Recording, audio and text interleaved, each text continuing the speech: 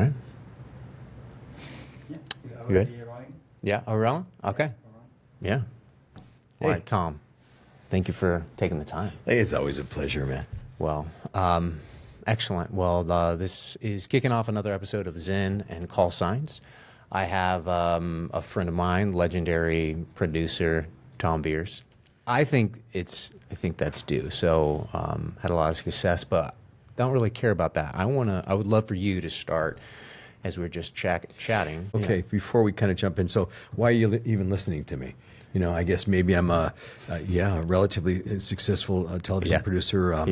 I've produced over 3,000 hours of TV. I am a 3-time Emmy Award winner, creator of Deadliest Catch, Ice Road Truckers, Storage Wars, Axemen, Monster Garage.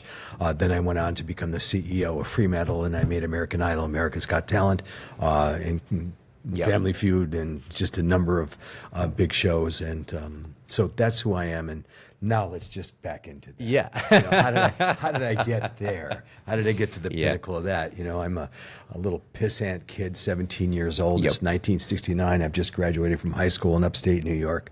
I have no idea where I'm going to go, what I'm going to do. But I did know, and the one thing was that the Vietnam War was raging at that time, and I did not want to go fight in the jungles. So I headed off to Massachusetts, hitchhiked my way to a kid's house named Tim Kacklemeyer, who had moved the year before to Greenfield, Massachusetts, and found myself sleeping on a floor and, you know, trying to figure out what the heck I was going to do. I landed in a beautiful place, Greenfield, Massachusetts.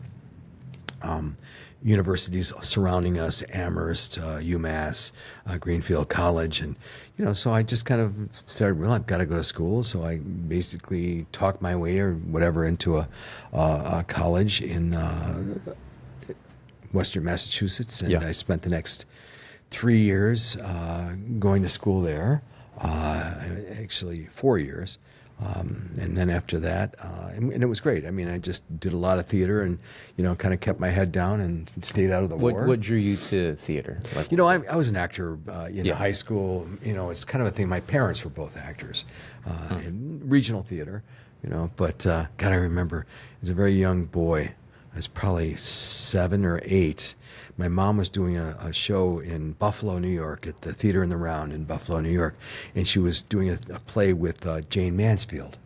And Jane came to our house, and I just always remember this incredible, and getting this picture and this incredible statuesque, gorgeous, bleach blonde bombshell, you know, just because it was quite an experience. And also taught me how to fight, because she gave my mom a poodle, a miniature poodle, and it was dyed pink. And it had a pink rhinestone collar and a pink rhinestone leash. And my brother Tim and I used to have to take that fucking dog for a walk. And we would run into a pretty rough crowd along in Buffalo and, you know, end up getting in a fight and getting our asses kicked over this dog. And then went on for about a year, and then unfortunately or fortunately, the dog decided to move on to another sphere, and we were rid of that. So anyway, went off, and my parents were actors, and I found myself just engulfed in the theater, and, you know, I enjoyed it. It was just a lot of fun. I played some great roles, did some great musicals, played Don Quixote of Man of La Mancha and Perchik and Fiddler on the Roof, and just did, and also, you know, did a lot of, you know, just enjoyed living in Massachusetts. Then a buddy of mine, Denny Wilkins, I'll never forget it. He ran a company, a sporting goods company in Amherst, and he was the manager, and he was also equipment testers. And so he would, once a year, or twice a year actually, he'd load up his Toyota Land Cruiser with, you know, tons of gear, and just head out to Colorado. And I had just finished school. I'm wondering, what am I going to do next? And he said, you know, you want to go to Colorado? I'll give you a lift. So I basically jumped in his truck and drove to Colorado and ended up in Denver. I got a great job working for a company called Life Cycle, which was a retail store that sold motorcycles or bicycles, Motobeacon, you know, these kind of, you know, beautiful handcrafted 10-speed bikes. But Bill Snyder, the guy that ran it, was an incredible adventurer. And so it was just a front for him to basically figure out what he could do next. So he ended up, he had a hot air balloon franchise. He Oh, was wow. selling kayaks. He was selling, but everything he sold we had in the store, so we would basically take it out. So I learned how to Test it fly out, hot air yeah. balloons. Wow. And years later, I owned my own. So it was really kind of fun to have that experience and be able to do that. So then I did that, and then I got into school at University of Colorado in Boulder, and Yeah. again, had a great time doing a lot of plays, a lot of theater. And then, the thing in Boulder, which was really an amazing experience because it's such a beautiful place.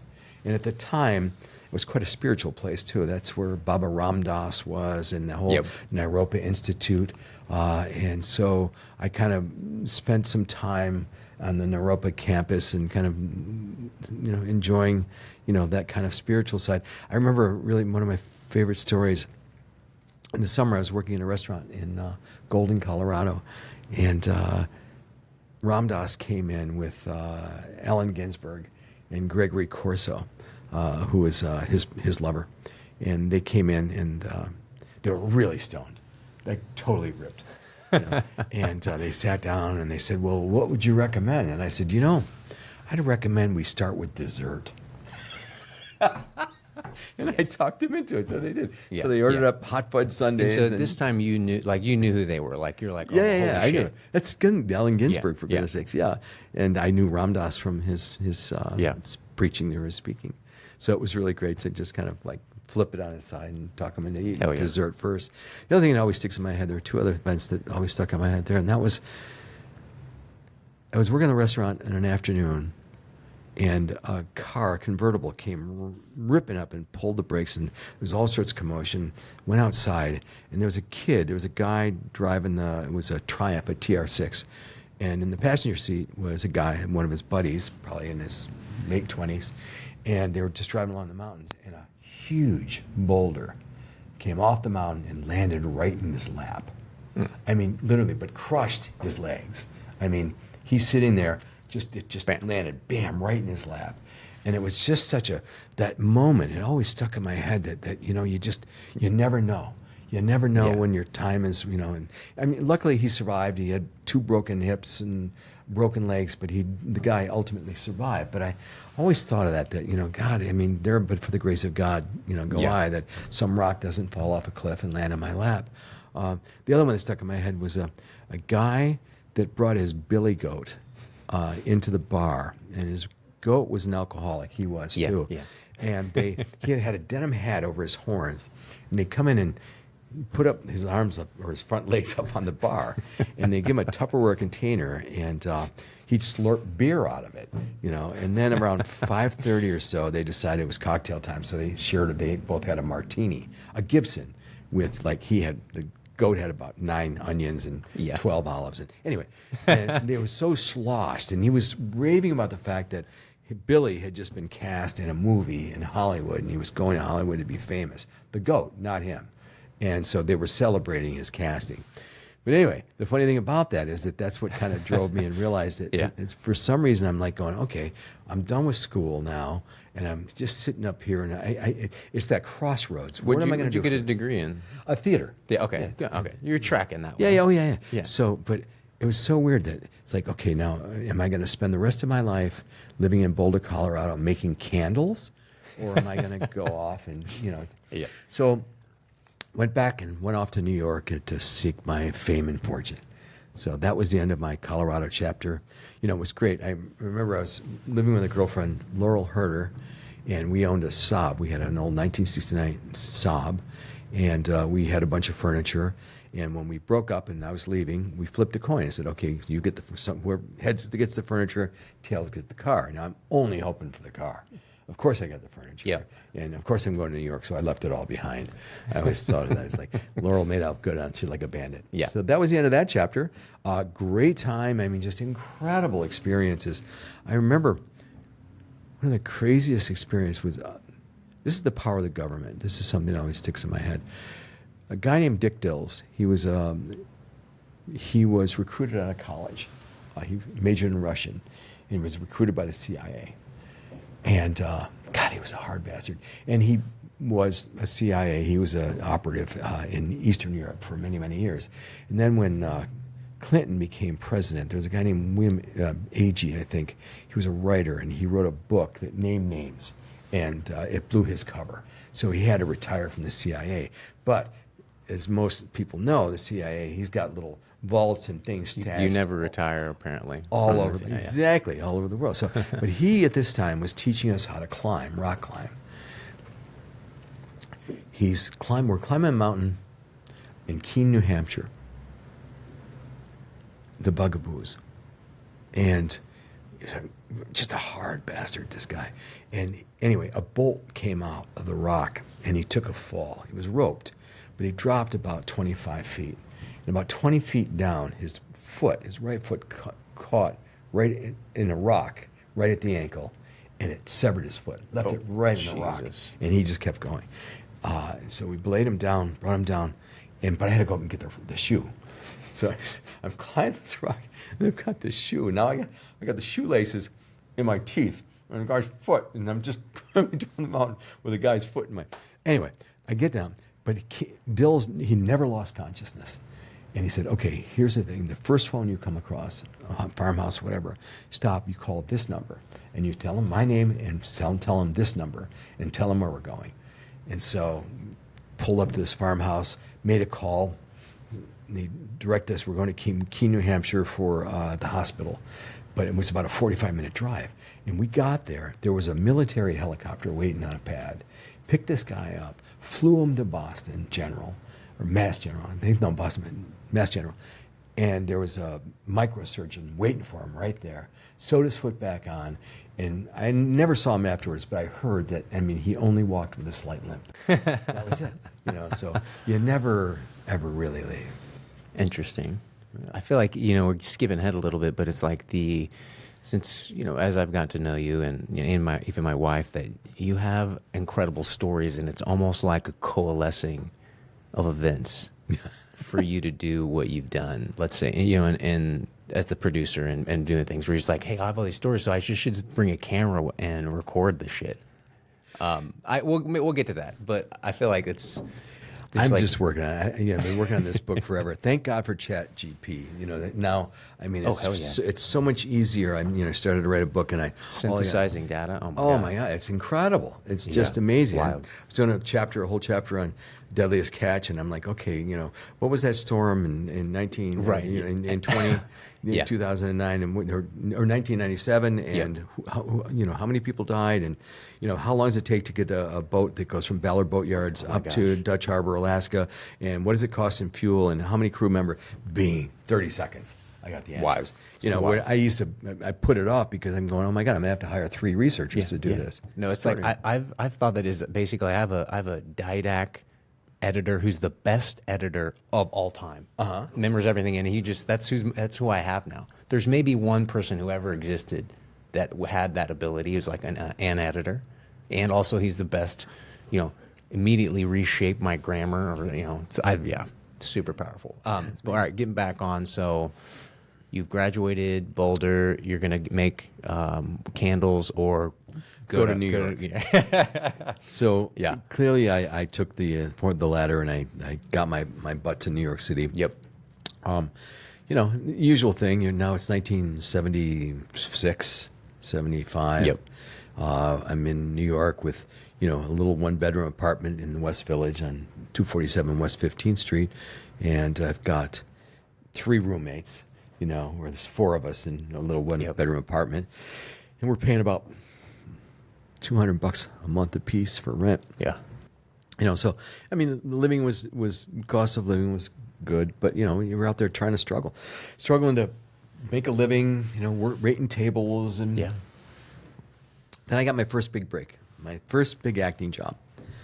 Me and Sandra Seacat, who was this wonderful teacher, but also a great actress. But we both had relatively good voices, and we got hired to dub 4 into English 4 Swedish porn films. Oh, that was my first acting job. Where not on camera, just voice, and just all literally watching, going, oh, ooh, oh, But hey, $50, $50 a movie. Yep. So we got through the 4 movies. It was really kind of an interesting I can imagine. afternoon. Yeah. And evening. Yeah. So anyway, yep. So there I am. I'm in New York, and I'm trying to kind of feel my way through the entire theater scene. I did fairly well. More importantly, it was the contacts that I made. Yeah. I got fortunate. I studied with the greatest acting teachers in the history of New York. I mean, I studied with Uta Hagen, Stella Adler, Sandy Meisner, and more importantly, Lee Strasberg. And Strasberg was Marilyn Monroe, Marlon Brando's teacher, as well as De Niro, Pacino, and Wow. that whole Yeah. group. So he was the guy. And I was fortunate enough that I actually got a job working for him at his house. He had a 12-room apartment in Central Park West, up on 73rd and Central Park West. Massive apartment. It was kind of cool too, because he was also, his wife was the executor of Marilyn Monroe's estate when she died. And so there was Wow. Marilyn Monroe's white piano sitting in the living room, and there was just all sorts of Marilyn stuff all Yeah, over I the can whole imagine. house. Wow. In my job, I was hired to, he had Lee Strasberg was an incredible, he was a book collector, and he collected thousands and thousands of volumes of theater and theater-related books in multiple languages.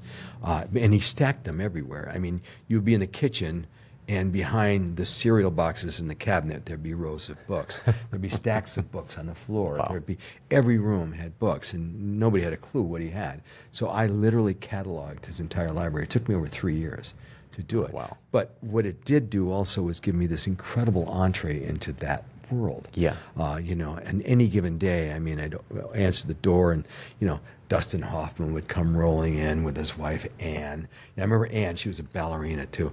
And first time I saw her, I opened the door and she kind of glided in. I'm like, wow, ballerinas do walk differently. Yeah. I realized she was wearing roller skates. Of course. It was such a, Yeah. a fun moment. And I think probably the highlight was watching The Godfather when Strasberg played Hyman Roth in Godfather 2. He's the guy that said, somebody put a bullet in Mo Green's eyes, but I didn't ask because business is business. He did this thing. And everybody go, wow, this is such great acting. Nobody realized he just had a sinus problem, and he always talked that way. Yeah. He'd do, somebody, Yeah. and they thought, my God, look at all this great acting. Man, I feel like it's always little things like that where it's like not an error or something, but it's just like, It's a tick. It's something where it's like, that authentic Yeah. thing. It's not supposed to be there, but it is, and it makes it special. Oh, yeah. It's wild. But Strasberg was, so and one of the things I do remember in that apartment was I came across, one day I was in the books, and I opened one of the books, and there was a bunch of letters in there wrapped in a pink ribbon. And it was Arthur Miller's love letters to Marilyn Monroe. They were married, wow. Arthur Miller, the great playwright. Yeah. And, Death of a Salesman, number of plays. Yep. But Arthur was married to Marilyn Monroe for a few years. And these love letters, nobody even knew they existed. And I found them, and I spent the afternoon reading them, of course. But back then, I didn't, they didn't even have Xerox machines back then. Yeah. It was like, so I would have copied them all. Wow. But anyway, I did get a chance to read them, and it was pretty extraordinary. And, I remember finding also a Dylan Thomas handwritten poem on written by an ink pen on a bar napkin in another book. And Lee had all sorts of, he just would stash things away. I remember years later, I was working for, in New York, I was working for Gene Kirkwood, who was the producer of the Rocky films. And he was quite a partier back then, him and his wife. And they were, working both ends of that candle. And I remember also just sitting in the living room waiting for them to, I show up at work at 9 or 10 in the morning, and, they didn't even wake up till 2 in the afternoon. So I had plenty of time kind of waiting, and I remember, same thing, opening up a book and just kind of killing some time. And I find there's a royalty check in there for Rocky 2 for $1.6 million that they'd forgotten about, and they just stuffed it in a book. It was like, Yeah. that world is such a, it's a crazy ass world. Yeah. Anyway, yeah. So I did a lot of theater, and then I started to didn't enjoy it as much. And this is a funny story. This is what got me out of acting. I did a play called Linen, Clean and White at the IRT Theater. This is probably 1980, right around there. And Frank Rich, the New York Times critic, wrote of my performance. He said, even though the actor dies in the second act, there was no cause for the director to cast a corpse in the role. Oh my God. Oh, it just like stabbed me in the heart and just cut it. It was just brutal. It was just a scathing, but brilliant. You know what I mean? A great bit of writing. Kind of like a velvet dagger. Yeah, exactly. So that was it. I was done. Wow. You know? Yeah. So I just kind of said, okay, I hung it Well, I up. feel like that's a critique. I mean, in one way, like I guess you loved it, or like you wanted to do it, but then I guess did you take that as like he has a point, or like how did you feel? I didn't have the passion really for what I did, yeah. but I loved the business. Yes. The business was brilliant. Yeah. So I just decided, I just kind of turned it on its ear and I decided, well, let me get into the other side of the business. So I started to write plays, and then So how long are you in New York? So I'm you- in New York for 10 years. Okay, all right. Long Yeah. time. Yeah. So I started to write, and then I started to direct some plays. In the same time, I was broke, always broke. You know, I used to say I was fired from the best restaurants in New York, Yeah. you know, because, I mean, I'd get a job, like acting, and then I had to get other actors to try to cover my job at the restaurant, and ultimately that would fail, and I'd get Yeah. fired, Yep. you know. So I was fired from many restaurants in New York because I was busy working. But then I realized that wonderful Ken, I'm trying to remember Ken's last name. Ken Yagoda was a director and a producer, but he was a director of commercials. He was a friend. And Ken got me a job as a PA on a TV commercial. And, you know, the money was steady, and, you know, you just had to show up. And all of a sudden, I got into the film business, the commercial business. Learned so much in a very short amount of time, you know, working with grips and gaffers and, you know, all the camera teams and, you know, talent. And so that was a great, you know, it was a great way to kind of learn the basics of the real business. And within 2 years, I was producing TV commercials for DDB&O, Gray Advertising. You know, so I was doing a lot of commercials. There's a funny story. At the same time, I really wanted to. I didn't know where I was going to go from Yep. there. You know, I'm still broke. You know, I'm living in New York. And I'm by the way, at that time, I'm having this, I have a relationship with a woman, and it was. How old are you about I'm this probably time? 27, 28. Okay. And no, maybe older than that. Maybe I'm 30 at that point. So anyway, this relationship was really bad. I mean, you know, all we did was, you know, we kind of did drugs, and we just fought and fucked. You know, I mean, that was pretty much it. It was like nothing about it was healthy or anything. Yeah. So in that relationship was going nowhere. And I remember, let me back up, about 6 months before, Ted Turner had started to do, in Turner Broadcasting, he announced he was going to do Portrait of America. It was a documentary series about every state in America. And I thought, my God, this guy, I got to get on. I got to figure out a way to get to Turner. And so I was fortunate enough, I had a friend, Barbara Pyle, who was a photographer who met Ted when she was photographing him when he won America's Cup. And she was the Time magazine photographer. And so she and Ted got very close. And I worked in a bar in a jazz club in the West Village in New York called 7th Avenue South, owned by Randy and Mike Brecker, which was a hell of another experience. Anyway, she had a studio above that. And so I'd come out of there 2 in the morning and 3 in the morning or 4 in the morning, and she'd be up there. You could still see her working, looking at slides and doing her work. And so we became friends, and she ultimately went on to work for Ted. And then, I stayed in touch, and so I started politicking for a job. And this is a bit of advice I give everyone. Yeah. So what do? I want to work for Turner Broadcasting. I have no idea how to get there, but I do know that anything I do, if I'm directing a play, if I'm acting in a play, if I've written something, if I'm doing a commercial, everything I did, I sent a copy to Ted Turner. I continued. I barraged him for a couple of years. Wow. You know, and then at that moment, going back to the bad love affair, you know, I'm realizing I am miserable in New York with this relationship, and I produced three commercials. That it was in December, and 3 TV commercials: California pitted prunes, Scott toilet tissue, and Preparation H. My entire career and my life was circling the bowl. Literally. Literally. I mean, isn't that perfect? Toilet Yeah. paper, you know, Yeah, I mean, yeah. it was prunes and hemorrhoid medicine. It was like, That's this is, funny. you know. Yeah. So, and then I got the offer. I got a call and said, look, you know, you've been bothering me, you know, so you want a job. Yep. So I said, sure. And I'll never forget it. I borrowed a friend's car. It was a red 1974 Jeep Cherokee, and parked it below. And I went up to my 4-story walk-up apartment in Bank Street, 33 Bank Street, West Village. And I took everything I owned that I wanted, and I put them in garbage bags. I opened the window. I remember it had snowed, and I'm throwing these bags of everything I own just out the window. I'm not even going to carry them down. I'm just throwing them out there, right? Because I'm that much in a hurry to get out of town. Yeah. So you get down to the bottom, I'll never forget, and there are people rummaging through my bags thinking this garbage, you know, this is mine. I had to fight and get my stuff back.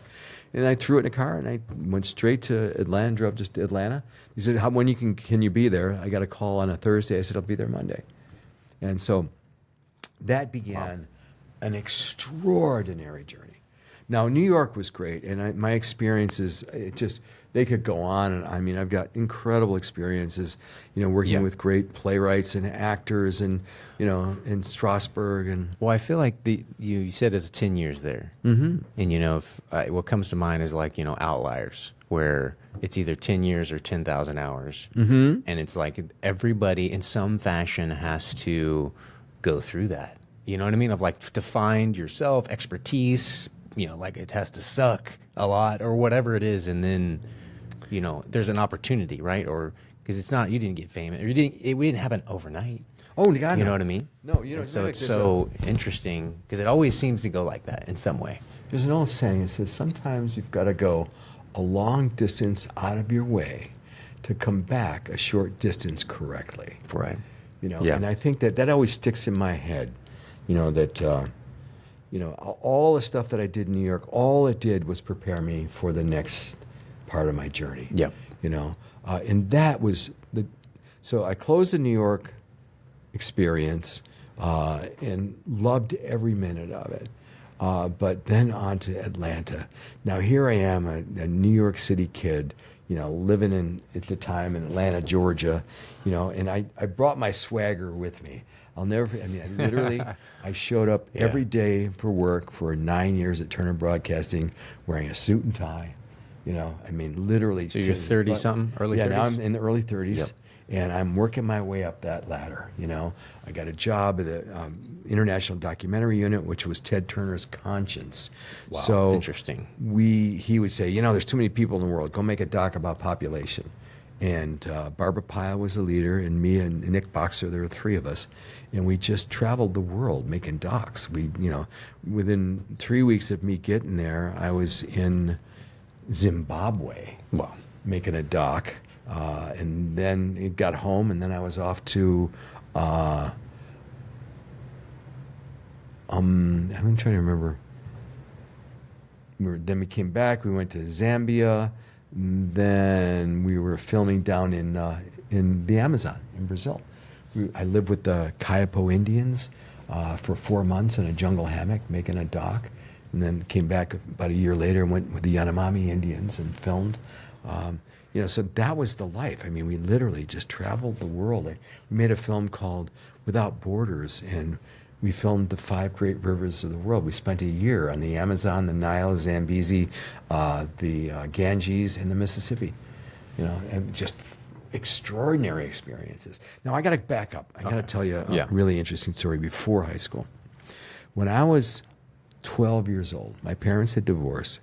My mom was working in the theater up in New York, up in Buffalo, and she met a playwright and a writer, and his name was Alan Sillitoe. He's one of the great, they call him the angry British writers. Yeah. And he wrote, I think it was called All the Pretty Horses. He wrote a number of books. Yep. And he and my mom were dating. And he came to our home once, and he'd been away on safari. I always love the way the Brits say safari. Yeah. Safari. That's the way Edinburgh used to say it too. Safari. He handed me a National Geographic. This is 1961. He said, if he can do it, you can do it. I have no idea what he's talking about. So I'm going through the magazine, for a while and just kind of looking at it. Yeah. And then I finally put it down and I said, I have no idea what he's talking about. And then he never came back to answer that question. So I remember picking it up again about a year later, and I'm just looking at the masthead of the magazine, of National Geographic. And the vice president of production was Thom Beers. Wow. He had the same exact name as me. Wow. And it just stuck in my head. Wow. And I said, someday I'm going to do that. He said, you can do it. Wow. I said, I'm going to do it. And sure enough, about 4 years into my life at Turner Broadcasting, I became the executive in charge, the EIC, executive producer from Turner Broadcasting for National Geographic Explorer. I feel like that's like a prescient experience somebody passes on to you, right? Oh my God. Yeah, who saw that coming? And by the way, and I literally, and it drove me, you know what I mean? It just, I'm like, I'm going to get there. I'm going to get there. And I never forgot. I kept the magazine. I still have it. Wow. I actually framed it. But that was, so I found myself working in Geographic. You work your way up. I'm doing a bunch of docs. And then all of a sudden, it was cool. Ted came in one day and said, I want to make a cartoon about environment. He says, I want to call it Captain Planet. Make it. Okay, so Barbara, Nick, and I sat down. We wrote all the scripts for Captain Planet and the Planeteers and created the cartoon, which went on to become, kind of a seminal, environmental. I mean, that was like, I grew up with that. Yeah. Yeah. Captain Planet, he's our hero. Gonna take pollution down to zero. Yeah, man. We did it. And it was all based on all of our experiences of traveling around the world. So we knew all these environmental issues. We were really, really tight with all the environmental, the people at the time. So we could, and the funny thing is, my favorite story was that we'd hired every actor in Hollywood wanted to be a voice in that. So we had at the time was Ed Asner, Rhea Perlman, Danny DeVito, Rhea Perlman. Yeah. We had Whoopi Goldberg. And the big coup was we had signed Tom Cruise to be the voice of Captain Planet. Oh, shit. But Tom wasn't available for 2 months. So we got everybody else's voices, but we didn't do his. So I did the voice of Captain Planet for the first 9 episodes, knowing that we were going to replace it, that Cruise would come in and do all of them at once. Okay? And so I'm doing the voice of Captain Planet. And we go in every show and we show Ted, here's the new episode. And then, dang, that was good. That was great. But you know what? Tom, your voice sucks. You suck. It gave me so much shit. And every week when we go in with a new cut to show him, it was the same thing. Love the show. God, I hate your Tom. When is Cruise coming? I'm just tired of listening to Beer. When's Cruise coming? So we finally get Cruise. Got to come to, we went to Universal Studios in Florida. And God, it was a great day too, because we spent the whole day with him. And then they opened the park up at night just to us. And we just, whatever ride we wanted to take, we just kind of, bombed everything, which was good. And Cruise was there the whole time. It was great. So finally, we got Cruise's voice. We don't tell Ted. We're going to surprise him. Go in, show the screening for show number 10. The whole show, God dang, this is good. This is great. Pause. But Beers, I'm telling you, if I listen to your voice one more time, that was the worst one yet, he says. He starts reaming me for being, so bad. Yeah. And none of us had the courage to tell Ted, that's actually Tom Cruise. So I sucked it up, he yelled at me for Cruise's voice. Then the next week, of course, we said, Ted, we've got Tom Cruise's voice, not to surprise him. And sure enough, then it was like, oh my God, this guy is brilliant. He just made my life miserable. Nice. I love that. Yeah. The other experiences that were fun at the time was I also became the executive producer of Jacques Cousteau's Undersea World of Jacques Cousteau. Yep. So I worked closely with Jacques with Cousteau for about 5.5, 6 years, which was extraordinary. But it was so old school, and the times were changing.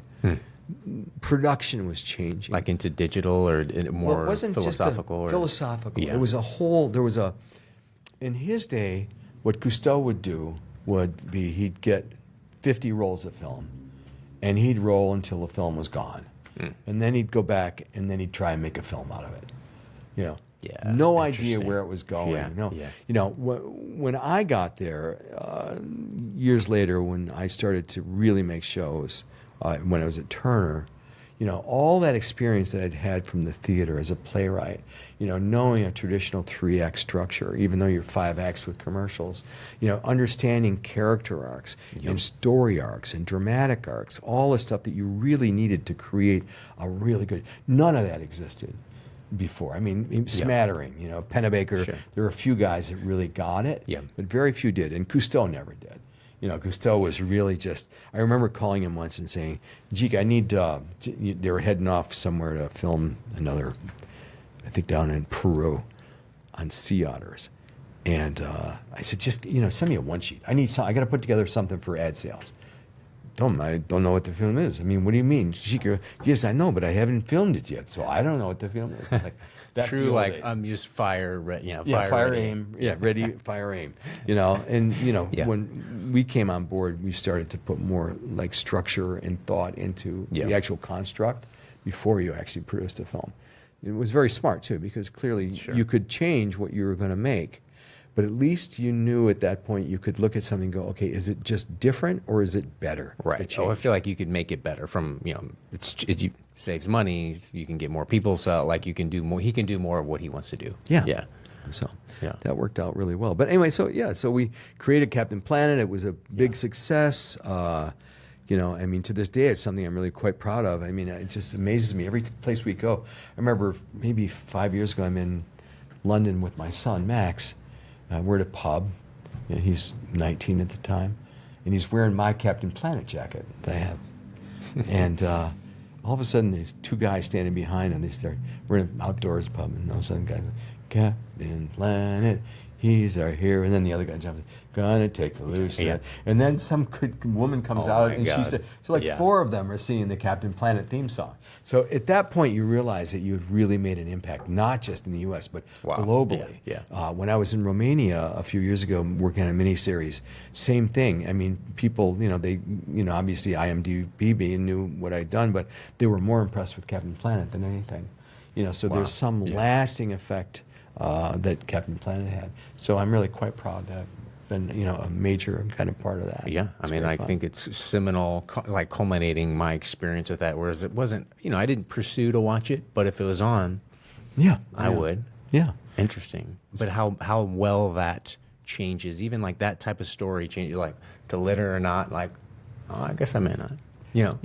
Well, oh God, I remember we got so much shit for that too. I remember we would do these little, I forgot what we call them, Planeteer alerts. Yeah. And the whole idea was that, okay, turn that the light off when you leave the room. Sure. Little things like that. And we started with these little stickers, and we just said Planeteer alert, so you could kind of stick them on a wall and say, oh, yeah, just like that. Yeah. Oh, and then parents did not like Oh. putting stickers on my wall, and you're Yeah. trying to Oh, dictate. my And gosh, so that's we funny. actually got a lot of a big pushback on that. And then I remember Cruise. Also, the only other pushback we ever had was we were doing one episode about population, and Tom's handlers, who always reviewed all the scripts, came in and said he wouldn't do that episode. So we knew we were short-lived with Tom. So I think we only got about maybe 20 episodes before we just, we had to jettison that because it just politically didn't work for him. Interesting. But everybody Yeah, else they were all on board. And Jeff Goldblum, I mean, it was incredible. I mean, the actors that we had that we just jumped into that, it was fun. Nice. Yeah. All right, where are we? So now we're kind of more like maybe, At how long were Turner? you at Turner? I was there for a good 9 years. Okay, yeah. And then worked my way up, making docs, and then I started becoming the executive, and then I started creating series for Turner. I created a series called Network Earth. It was a great story. So Network Earth was an environmental show. It was 1-hour show weekly that we aired on CNN. And it was just a contemporary, just like a news of, so but it was pretty good. Very investigative, real in-depth investigations. And the show was quite successful for a number of years. And I'll never forget, we got a notice, a lawsuit. We were in season 4 of the series. So we've been on the air for going on 4 years. And we get this cease and desist, a letter from a guy in Chicago who's a producer who had, unbeknownst to us, nobody knows this, usually you don't know this, he had filed the trademarks and copyrights for a show called Earth Network a week before we did, 4 years before. Wow. Okay, so he got there first with that, but we didn't know it. And we're on the air, and we've got no conflicts, nothing. And then all of a sudden, this guy is suing us. And what he's stating is that because we're a big network show and he is a local cable access show out of Chicago, that the two shows are there's confusion in the marketplace. And that because we were for profit, we're stopping him from generating revenues, getting donations, because they all thought, well, you're the CNN show. So there was confusion. So he's suing us. I'm like, are you kidding? So I take a look at the show, and this is a great line. I take a look at the show, and it's an environmental show, but it's really badly produced. I mean, it's like kind of weirdly out of focus, and the edits are awful, but it's an environmental show. And I want to give the guy credit, but at the same time, he's suing us for $250,000. So I grab all of our attorneys from CNN and Turner Broadcasting. We fly to Chicago for a mediation. We meet with the judge. We're waiting for this guy to show up, and we're gonna just nail this guy. This sucker don't have a chance. About 10 minutes late, and all of a sudden the door opens up, and a guy walks in with a seeing eye dog and a cane. And I look at this, and I'm like, wait a minute, this is a blind television producer? I'm not kidding you. And he sits down, and we start to talk, and I realize that he's been blinded by an environmental accident with formaldehyde. He was doing a story on carpets and the formaldehyde, and he's blind. Wow. And he's got 3%, 5% vision in one eye. So he cuts the shows with his nose on the monitor, and he edits his shows like this. And so I'm sitting there going, oh my God, if this ever goes to trial, we are toast. They're going to basically blank check, give this guy $20 million bucks, So I said to the attorneys, I'll never forget, I said, what's it going to cost? What's it costing us to defend this? About $200,000. How much do you want? $250. Give it to him. Let's get the fuck out of here. So literally we settled, and I took the guy to dinner that night because I was so impressed by his fortitude and his passion for it. And I just wanted to, congratulate him for suing me and winning. How often does that happen? But the guy deserved it. He deserved a lot of credit for doing what he did. I'll never forget that. Interesting. Wow. But anyway, so the environmental world, and clearly the problem, it's the same thing that's happening today. I mean, I see the Trump administration has just canceled all the tax credits for solar energy, alternative energies. We're going back to, fossil fuels, and he wants to kill all the windmills too because they, we all know that they cause cancer. I don't know. But that's, we're taking steps backward. We're looking at, global warming at a massive scale, and they're just totally denying it. I really believe the whole concept here is that they're looking at countries like China and, who are just spewing out tons of emissions, and they're going, look at, we're not going to let them get ahead of us, so we're going to ignore the facts and just, status quo this thing because, we'll let the next generation deal with it, which is unfortunate. Yeah. And we see a lot of those mistakes in the environment that, obviously coming from that many years working on environmental films, you really understand, what's happening and why it's happening. What did Gandhi said, there's enough for every man's need, but not for every man's greed, and it's still the same today. Yeah. I mean, I look at the lens of our world is abundant. There's enough food. I think the statistic is last year, or the year before, it's 3 million people die of obesity and 1 million people die of starvation. Yeah. It's like a logistics thing. Yeah, it is. It's all about distribution more than anything else. Yeah. And another statistic, which is kind of crazy if you think about it, is that if you took all the people in the world and you stood them stacked in side by side, just literally squeezed them in, they'd fit on Long Island. Wow. Yeah. So in the carrying capacity, I don't know, it's 5 acres per person or something like that. Sure, yeah. So there's a lot of room, but it is about distribution. But at the same time, you're wearing out resources. Now you're looking at all this kind of weird microplastic world and the drug world, and you realize that we're just we're still in a spiral. Yes. But that's now the optimistic side is that life is a fascinating place. It's a great Agreed. place to be living Yeah. today. So I wouldn't trade it for anything.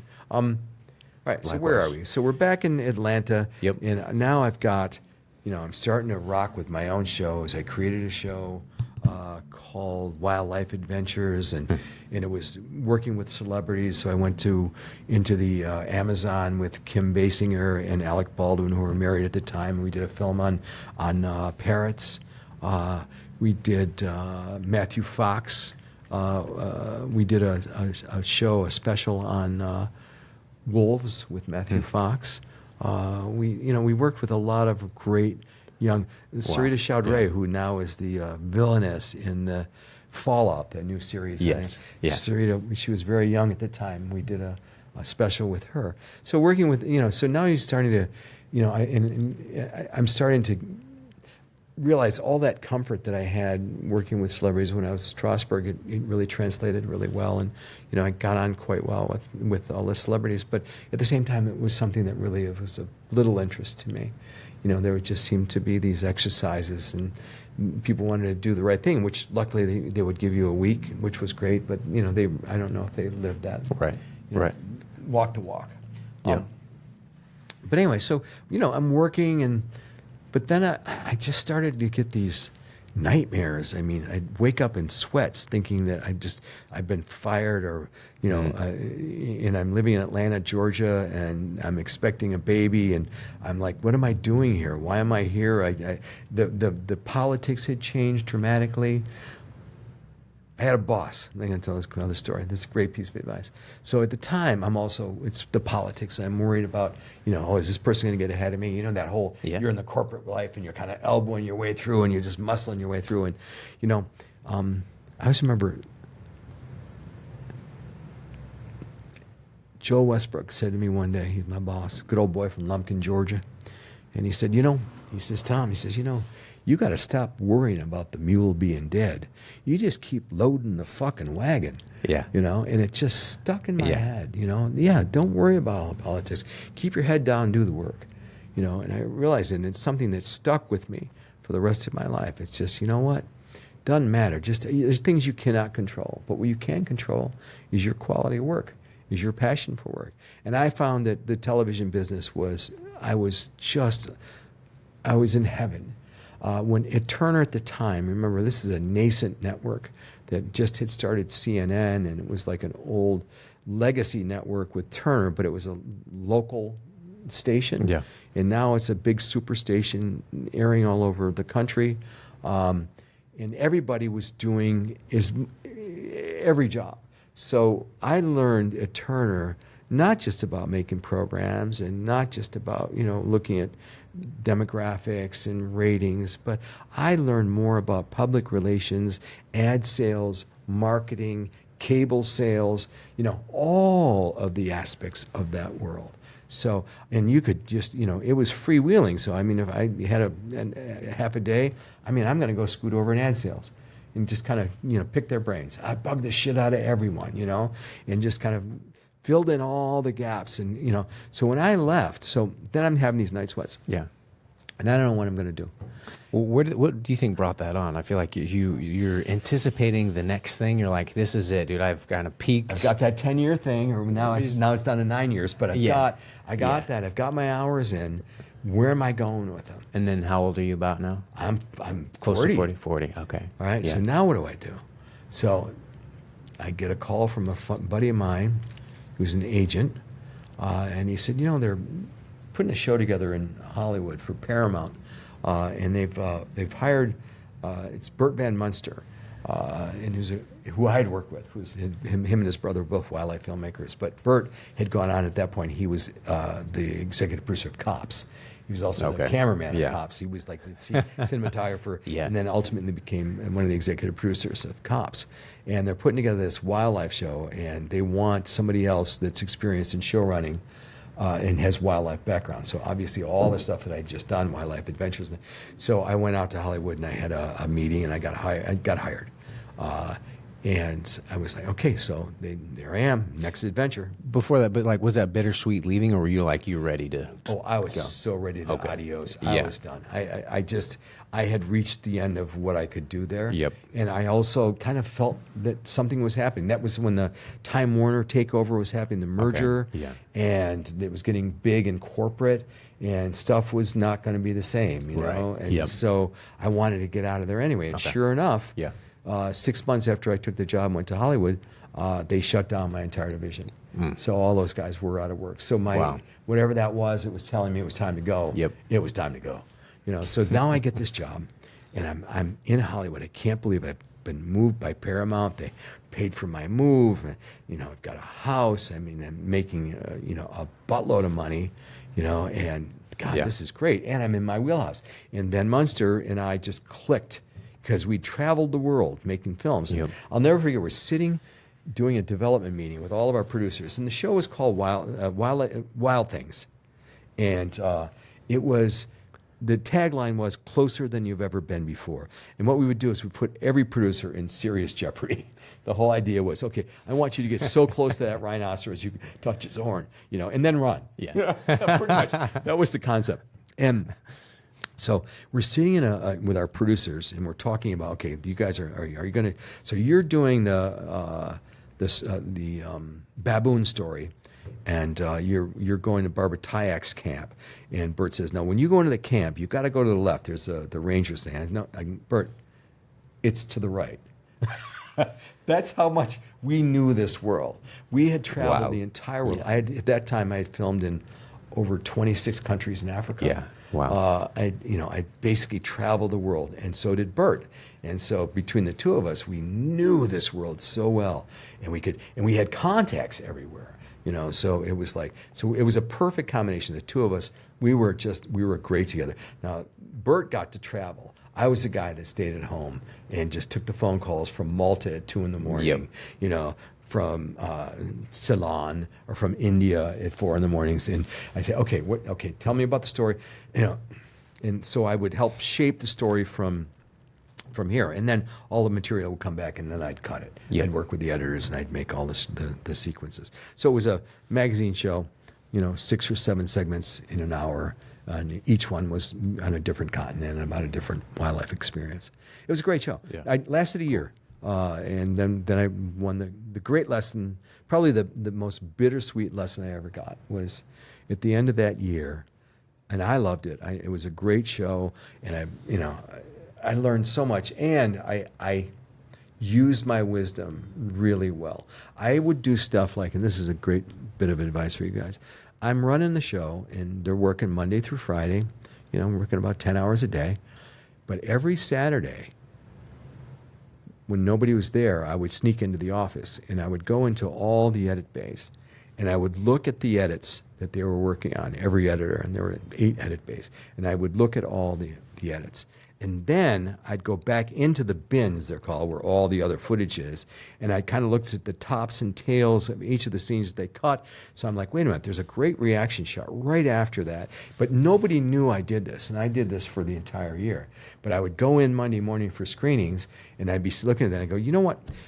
Can you go back to the original source here? Because are you sure there's not something else there? Which, of course, I knew was, but I never told them. I drove them crazy because it was like so prescient. They're like, no, I just did the work. I just went in when everybody else was enjoying their Saturday. I feel like that's the mystique of the guy in charge. I feel like you have to have that. Yeah. Exactly. You know, you got to outthink. You always got to be 1 step or 6 steps ahead of everybody else. You know, and that taught me that. But anyway, the tough part was, my wife at the time had just given birth to my son, and he was 3 months premature, weighed 4 pounds, 6 ounces, little guy.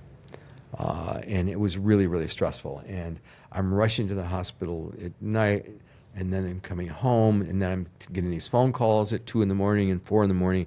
I'm getting no sleep. I'm going to work in the morning, and then I'm there all day, and then scooting straight to the hospital. And this goes on for about 2 weeks. And the woman that was the executive in charge at Paramount, she calls me in her office one day. And she was not a nice person. And she said to me, your work is really getting sloppy. I don't understand it. And I don't get this whole baby thing. Oh, okay. Baby thing. Yeah, wow. Yeah, baby thing. She obviously was single and hadn't had kids. Yeah. And it was a miserable human being. And in my mind at that moment, I ripped her head off of her neck, and I set her on fire. And, I did everything I could possibly do to an individual. And I knew at that point I was dead. I mean, that was the last I was gonna, But there's another piece of advice. Yeah. So then I'm working on the show, and as I said, I'm driving the editors crazy. And there's a guy named Kelly Cosgrin. He's the lead editor of the series. Really good. I mean, one of the best editor I ever worked with. But he ran, and all the other editors would get mad at me because they're like, this guy keeps showing us up, and so there was a lot of that kind of pettiness going on.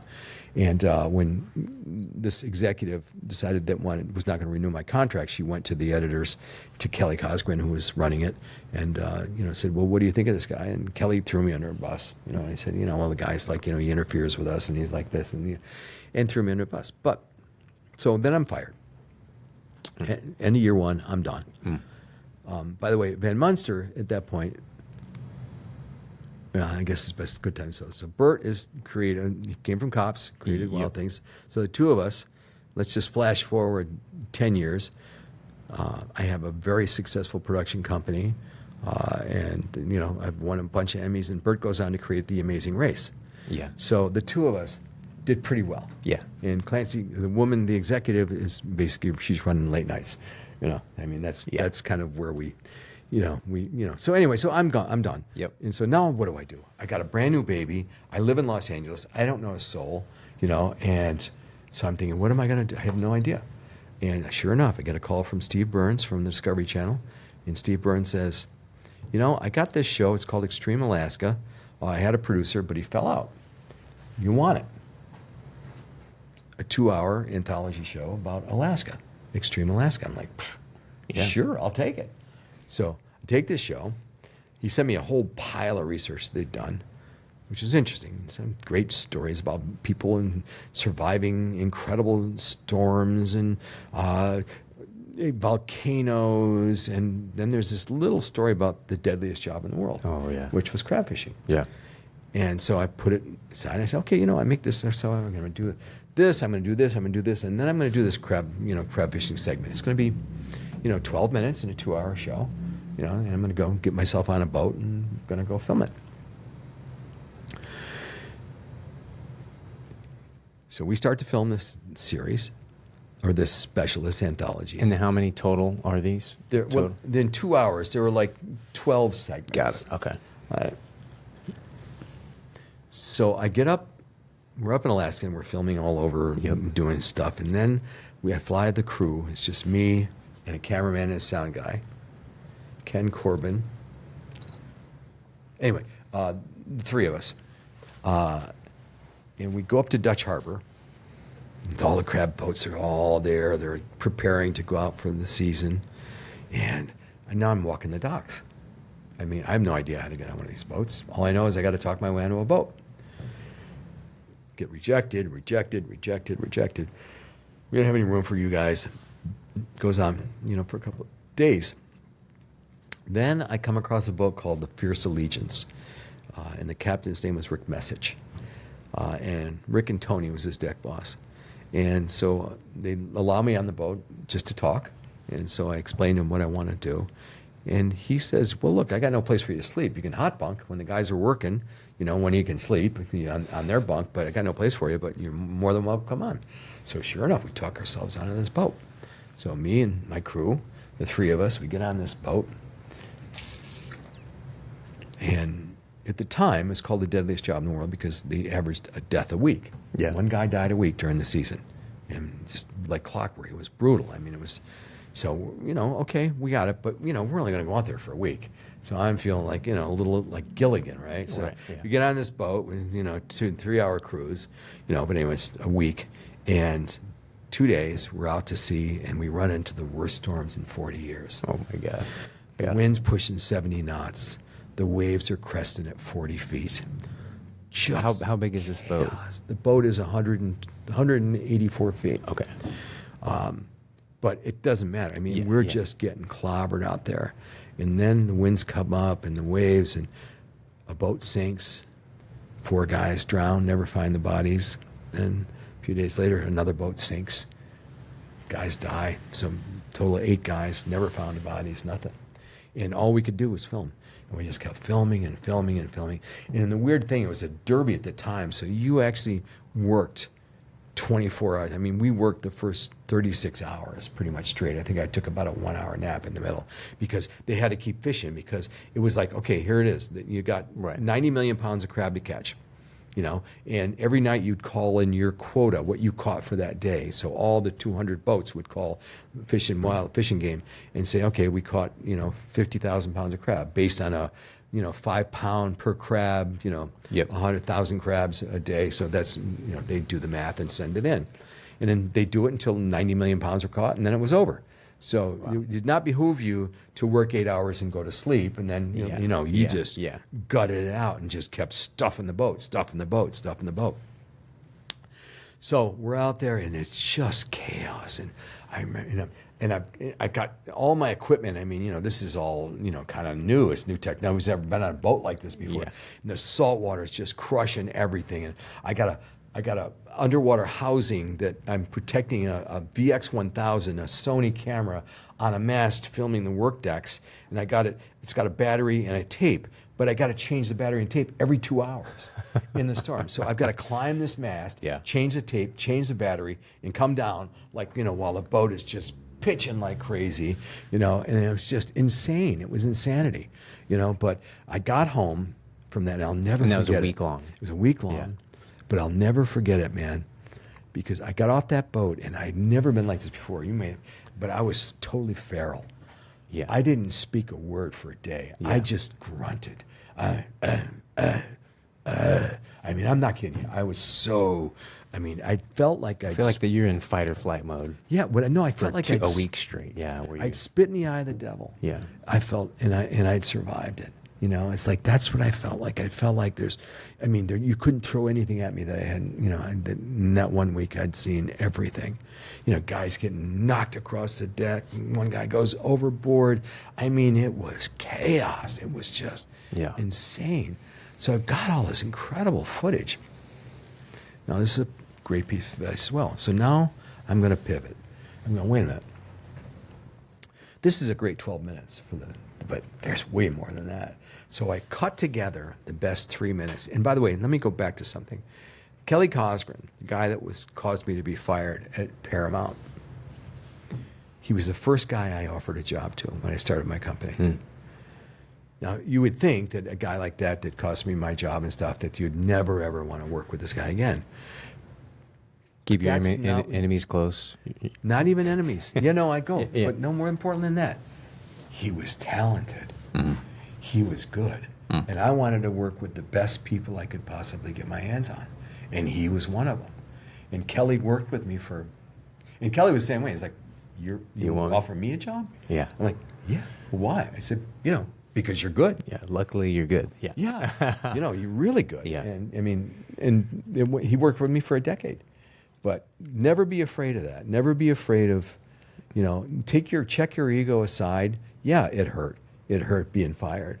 But at the same time, your job is to get the best creative that you can possibly get out of a TV series and out of your crew. Well, I feel like that's important for like you. You checked your ego and all of that, and that's hard. Yeah. For a lot, like, Yeah. but yeah. I didn't care. I just wanted to work with great people. So anyway, Kelly, I bring the material back to Kelly, and he cuts together about a 4-minute segment of just chaos in the boats. And jumped on a plane. I flew to D.C. to Discovery. I'd set up a meeting. I said, look, I need a screening room. I just want to show you guys 4 minutes of material. So, and I'm sure, and I'd walk in and they're like 30 people from Discovery are all sitting in the screening room. They're like, well, what's the, I just want you to see this material. I roll it, and at the end, they're like, whoa, what do you want? I said, look, if you give me, and it was not a lot of money, it was like 60 grand, give me that $60,000, $65,000, and I'm going to go back and I'm going to make another 1 hour show just with this crab footage. And I'm going to go back, I've got to shoot some other stuff, but I've got material here that goes way beyond a 12-minute segment. And so I talked them into giving me the money, and I went back up and I shot more film, and I created an hour. It was called The Deadliest Job in the World. And that film, it went on the air, and to this day, it's the most successful show in the history of the Discovery Channel. It only cost them 60 grand, and it cranked numbers. I mean, 5 million viewers and thing went on. Same thing with, now, the thing is, so I get the show, it gets on the air, and at the time, Discovery is only doing specials. They're not doing series. Yep. They're not doing one-offs. Yeah. They're just doing one-offs.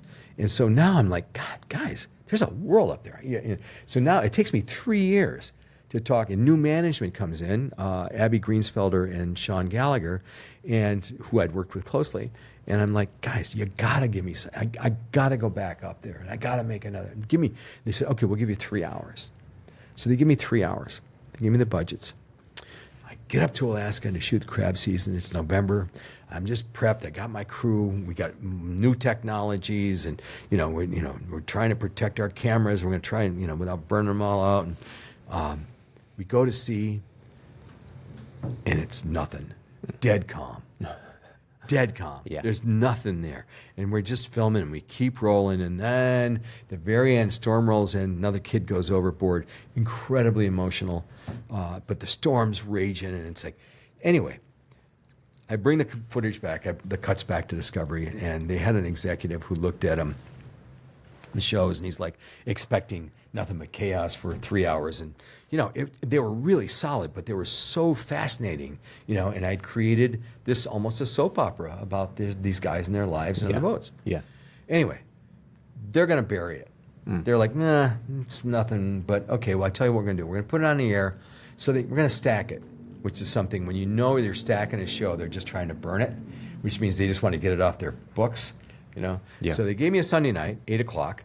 Normally Discovery at that time does a 0.8, about 800,000 homes are watching the show, 800,000 eyeballs. Show goes on the air, typical 750,000 people tune in. 3 hours, not a single promotion, not a coming up next, nothing. They just put it on the air. It went from a 0.8 and it went out at a 5. Whoa. 4.2 million viewers showed up in those 3 hours and did not leave. It was like the most massive, incredible climb in ratings you'd ever seen. The network was it was stunning in the numbers. It was so, and you look at it and you realize, yeah, it was so different, man. If you think about what is it? Number one, you're shooting in December, November, December, so it's pitch black, 20 hours a day. Yeah. You've got sodium lights. The guys are wearing bright orange and bright yellow slickers. The waves are crashing, so they're slippery. It's just, and the ocean, the sea is so black. It's so black, and it's so scary. All that worked for it, and it took everybody by surprise. And it was the biggest hit, and just this massive hit. And I'll never forget, it was really two things came from that. One was, I get a call the very next day. Billy Campbell was running the network at the time. It was his first day on the job. And he's got this massive hit like they've never had before. They're like, and he calls me and says, look, I want more of these. I said, well, of course, yes. Yeah. He said, okay, get me 8 this time, not 3. I want 8. Okay. Calls me back about 2 hours. I says, I want 13. Calls me back, I want 16. Okay, great. When can I have them? A year? No. I can't wait a year. Yeah. I need this on the air now. I'm like, dude, it's a season, and they all go up there. He's like, no, but what else can you do? I said, well, I can shoot it with miniatures in the lot at Paramount. We can make little boats and tiny men, and we can fake it. I mean, what do you want? He came out of the movie business, so his whole thing was, I want it yesterday. But he had to suck it up and wait.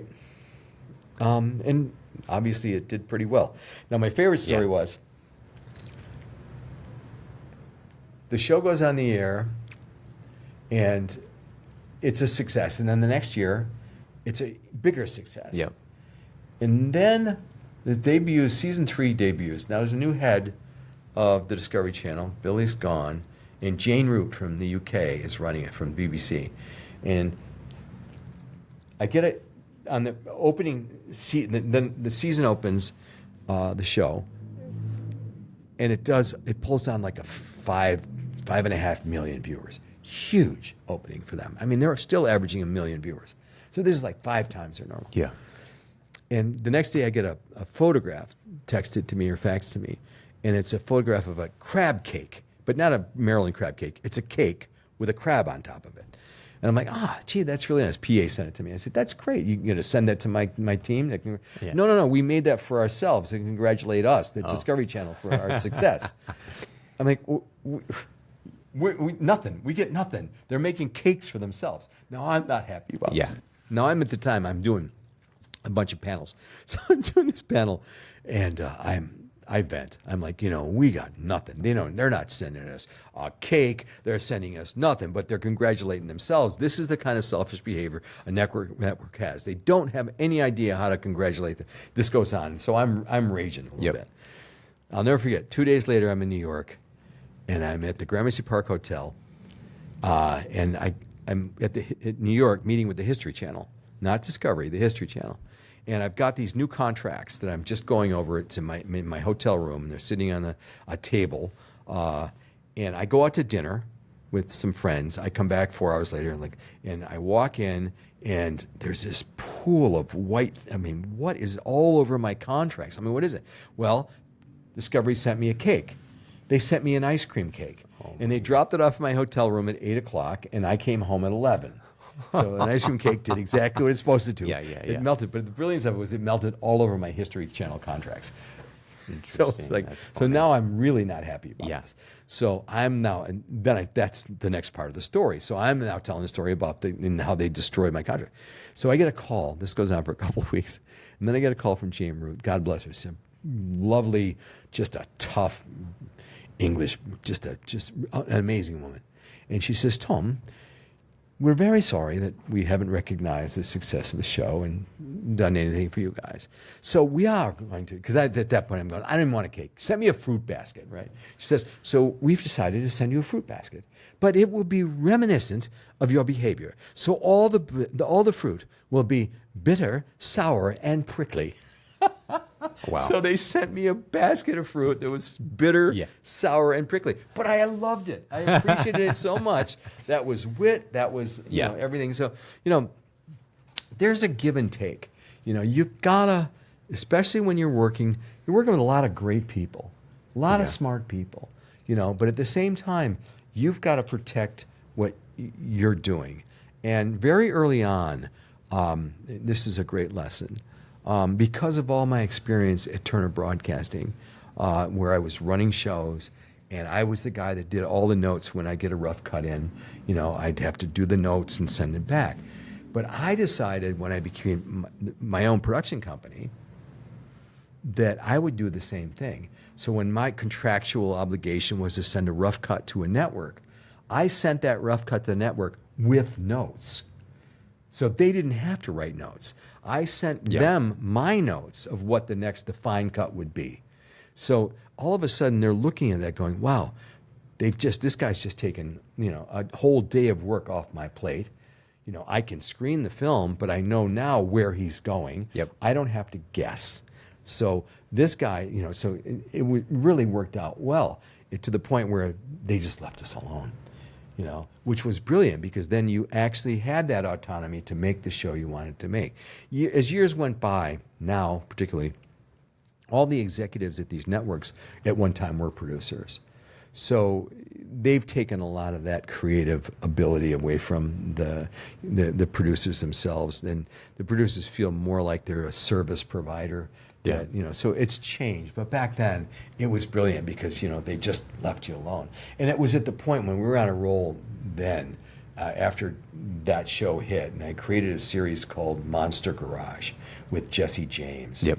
And we just, and I did the voice of that. I'm going to tell you a quick voice story. So I was the guy that went, Jesse and his gang of maverick mechanics rip, grind, and burn, transforming ordinary street vehicles into monster machines in the Monster Garage. So that was my voice. So I narrated. Yeah. And I did that because that special that we were doing with Extreme Alaska with the crab fishing segment in Yep. it, we had hired Scott Glenn, the actor, Yep. to narrate the show. Paid him $20,000. He came in, he did the job in about 2 hours. And he called it pocket change. I always loved that. It's like at the time it was half my salary. Yeah. Yeah. He's like, I love these gigs. Great pocket change. So we paid him 20 grand. And he was brilliant. I mean, he narrated the show, just knocked it out of the park. Put his narration in the show, deliver it, called Extreme Alaska. The executives all signed off on it, sitting, it's going to air in 3 months. And then about a month later, I get a panic call from my showrunner, from the Discovery guy. He's like, Mike Quattrone, the head of the network, just finally looked at the screen, the show, and he's freaking out. He said, why? He says, well, it's too extreme. I'm like, but that's what you wanted. You've got all the notes. He said, yeah, I know that. He said, but look, we got to change some segments. He said he sold it to cruise ships, so they're not going to watch guys, having their hands and feet amputated from frostbite. That's not going to work. So I said, well, he said, do you want to fix it or Discovery will fix it? I said, not a problem. I'll fix it. So I went out and I had to shoot a couple other segments, but now I got to find Scott Glenn. And Scott Glenn at the time is in New Zealand doing a movie called Vertical Limits, a mountain climbing film. And so I can't even get to him to do these 2 pages of narration. He's got to do these 2 pages of pickups. So I had to hire a sound engineer with a Nagra to fly in a little plane to land on a glacier, hike up 2 kilometers to location with these 2 pieces of paper for him to re-narrate that I needed. Yeah. And the paper, the 2 pieces of paper actually set the tone. The first page was the first page of the show. Yeah. Okay. So now that was a Tuesday. The show was going to air Sunday night. We just finally finished it. The show's going to air Sunday night, so it's Tuesday. So I know that you're going to get in there with that script, and I can get that Thursday. I know I can get that Thursday. Guy gets in, gets the Thursday. I'm waiting Friday morning. Where's that tape? No tape. Whoa, it's searing Sunday night. Saturday, the tape shows up. Great, put it down. Let's listen. Here's Scott Glenn. This is bullshit, he's saying. He's like, this is bullshit. You didn't pay me enough money to come back and do. I'm doing a movie here, and you're interrupting all of my flow, and you're in it to do this, and you're not paying me enough. You did not pay me enough to do this. He says, but I'll give it to you, and I'll give it to you once, he says. That's it. So he starts to read the script. Perfect. First page, perfect. Yep. That's it. There's no second page. He didn't read the second page. So now it's Saturday. I got a show going on the air Sunday night. What am I going to do? I'm freaking out. Finally I said, you know what? Roll Scott Glenn. Let me listen. So for an hour, I listened to Scott Glenn. And then I said, roll tape. And I read the second page of the script as Scott Glenn. I put it in the show. And to this day, nobody knows it. Yeah. Nobody knew the difference. But what it taught me was never rely on somebody else. Yeah. I'm a trained actor. I have trained voice. So after that, I narrated almost every show I ever made. Not because of ego, but because I'm never going to let that happen to me again. Yeah. And the brilliance of that is the fact that, and then I could get the producers off my ass too, because producers are, could you give me another, could you try it this way? I'm like, no. I've screened this show 20 times. I know every segment, and this is how I'm going to read it. And if you want an alternative reading, I have no problems with that. Come and find me. I'm here in the office. So I'm not going to read it 6 different ways for you to choose. I'm going to read it, and I'm going to give it to you. I'll give it to you 3 times. I'll narrate, but leave me alone. Yep. Right? So I had that autonomy, which was great. But funny thing, I just did that voice earlier about Monster Garage. So one day I get a call from an ad agency out of Chicago. There's a bank in Chicago. They're doing just a little, in-house industrial film, and it's a parody of banking, and it's a parody of Monster Garage as a bank. And they were looking for the voice of Monster Garage to narrate it. So I'm like, sure, I'll do that. So they paid, I don't know, it's like $15,000. So they patched me into a producer out of Chicago. I'm in LA. And so I start to read the script as the voice of Monster Garage. And about 10 minutes in, the producer stops and goes, wait, hold on a second. He goes, hey, could you try it this way? Sure. I read it and said, no. How about this? So I read it again. And then he stops me. Now I'm good. Wait a minute. You hired the voice of Monster Garage to do a Monster Garage parody, and now you're giving me notes on the voice of Monster Garage? I am the voice of I am the Shore Patrol, right? So the guy says, he goes, I don't know. He goes, it's just not working for me. And there's this great pause on the phone, and I said, you know what else isn't working for you? Me, motherfucker. Yeah. And I hang up the phone, and I just walked out the door. And that was it. I just was like, it's like, this is the craziness, the insanity of this business. It's another one. I'll give you a quick story. So now, anyway, so that show takes off. Yep. And then I get this call from Nancy Dubuque, who at the time is running the History Channel. And Nancy comes to me and says, what you did with Deadliest Catch, it's just such an incredible thing. And we've got this little special that we air, and every time we air it, it pops a number. It's called Ice Road Trucker. And do you think you could make a series out of this? Now, this is one of those moments where you're terrified as a producer, because I look at that show and it's like, okay, hold on a second. What is this show in a nutshell? Yeah. It's a guy sitting in a truck, pretty much driving in a straight line at 15 miles an hour by himself. How do you make a show out of that? Yeah. How do you make, and I'm watching it, and finally I realize, like, okay, wait a minute. Let's make the antagonist, we've got to make, it's the ice. The ice is the bad guy. So every moment that truck could go through the ice. So now I make the ice the villain. So now we start to amplify, and we're picking up all these net sounds of, ice cracking from the trucks, and really amplifying, so creating, because all I'm trying to do is create enough tension to get the audience hooked on the characters. Yeah. So, and it's another male soap opera. Deadliest Catch was kind of the first male soap opera. Yeah.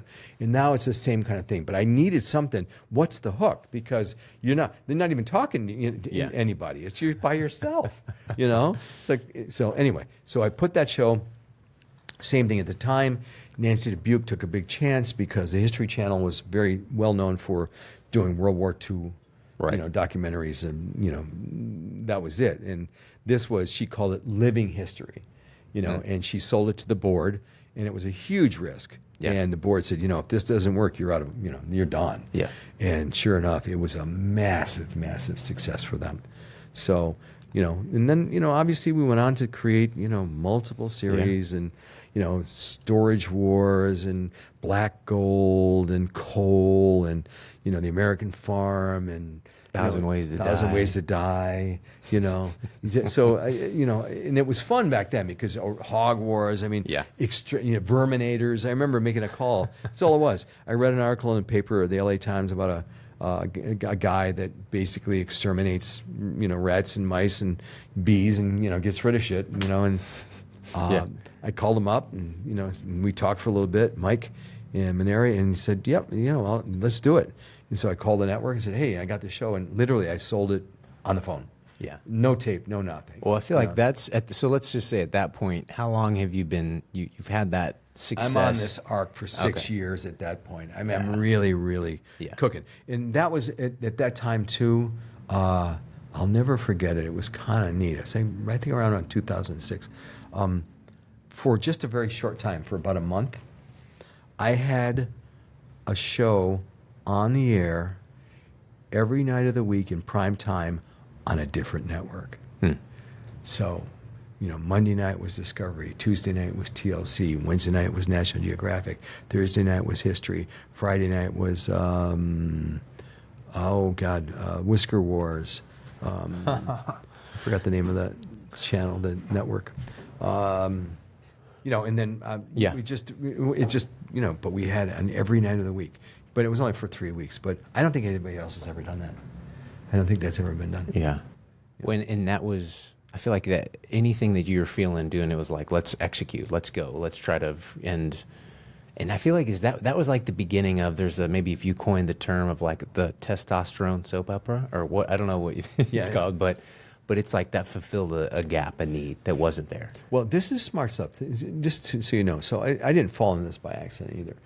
When I was at Turner, I was a monster when it came to ratings and demographics. Yeah. Every show I would look at. Oh, by the way, that was another thing I did at Turner, which is interesting, which prepared me for this. National Geographic Explorer was the golden border. It was the golden show on Turner. Yep. And I became the executive producer of that from the Turner side, the executive in charge. And no one ever before that had that job ever questioned National Geographic. And they were contractually obligated to send me a rough cut and a fine cut of each of the segments. And I was the first one to send them back notes.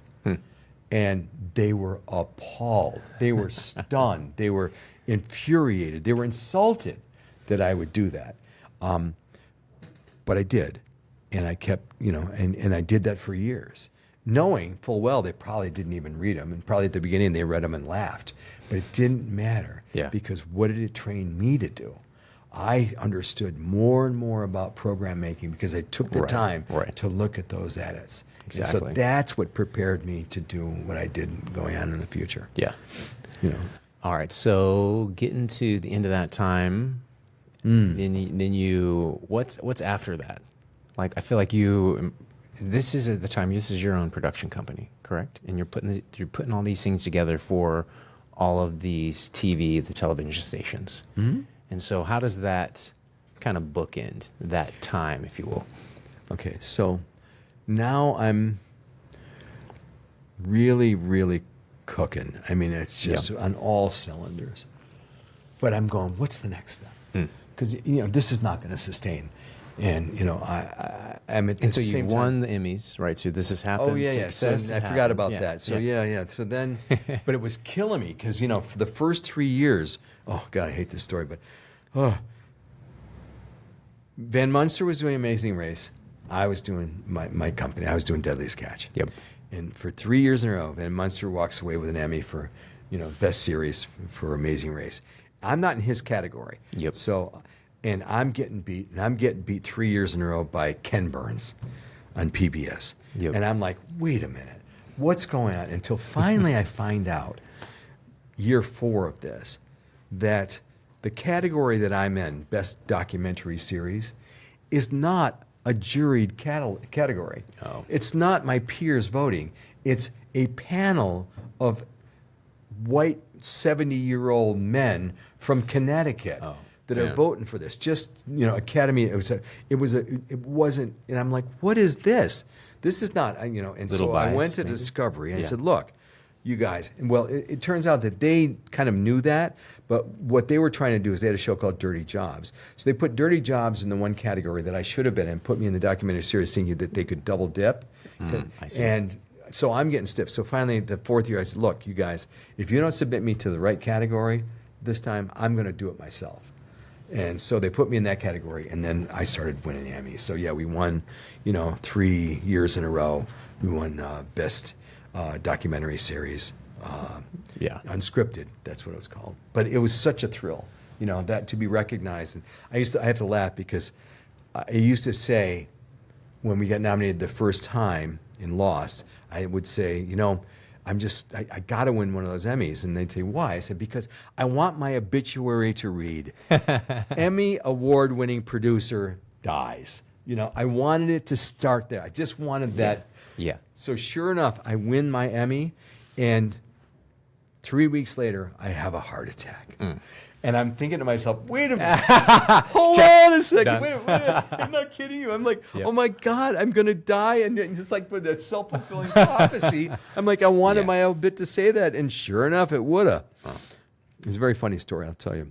So now, I win the Emmy, and I go to, I'm doing a pilot with Dick Wolf, guy that does Law and Order, and we're shooting down in Florida, in St. Augustine, Florida. So I'm going to go down to shoot this pilot, but my Uncle Nick and my whole family lives in Sarasota on the other coast of Florida. And so my Uncle Nick's opening a restaurant down there, and my sisters and my brother are all down there.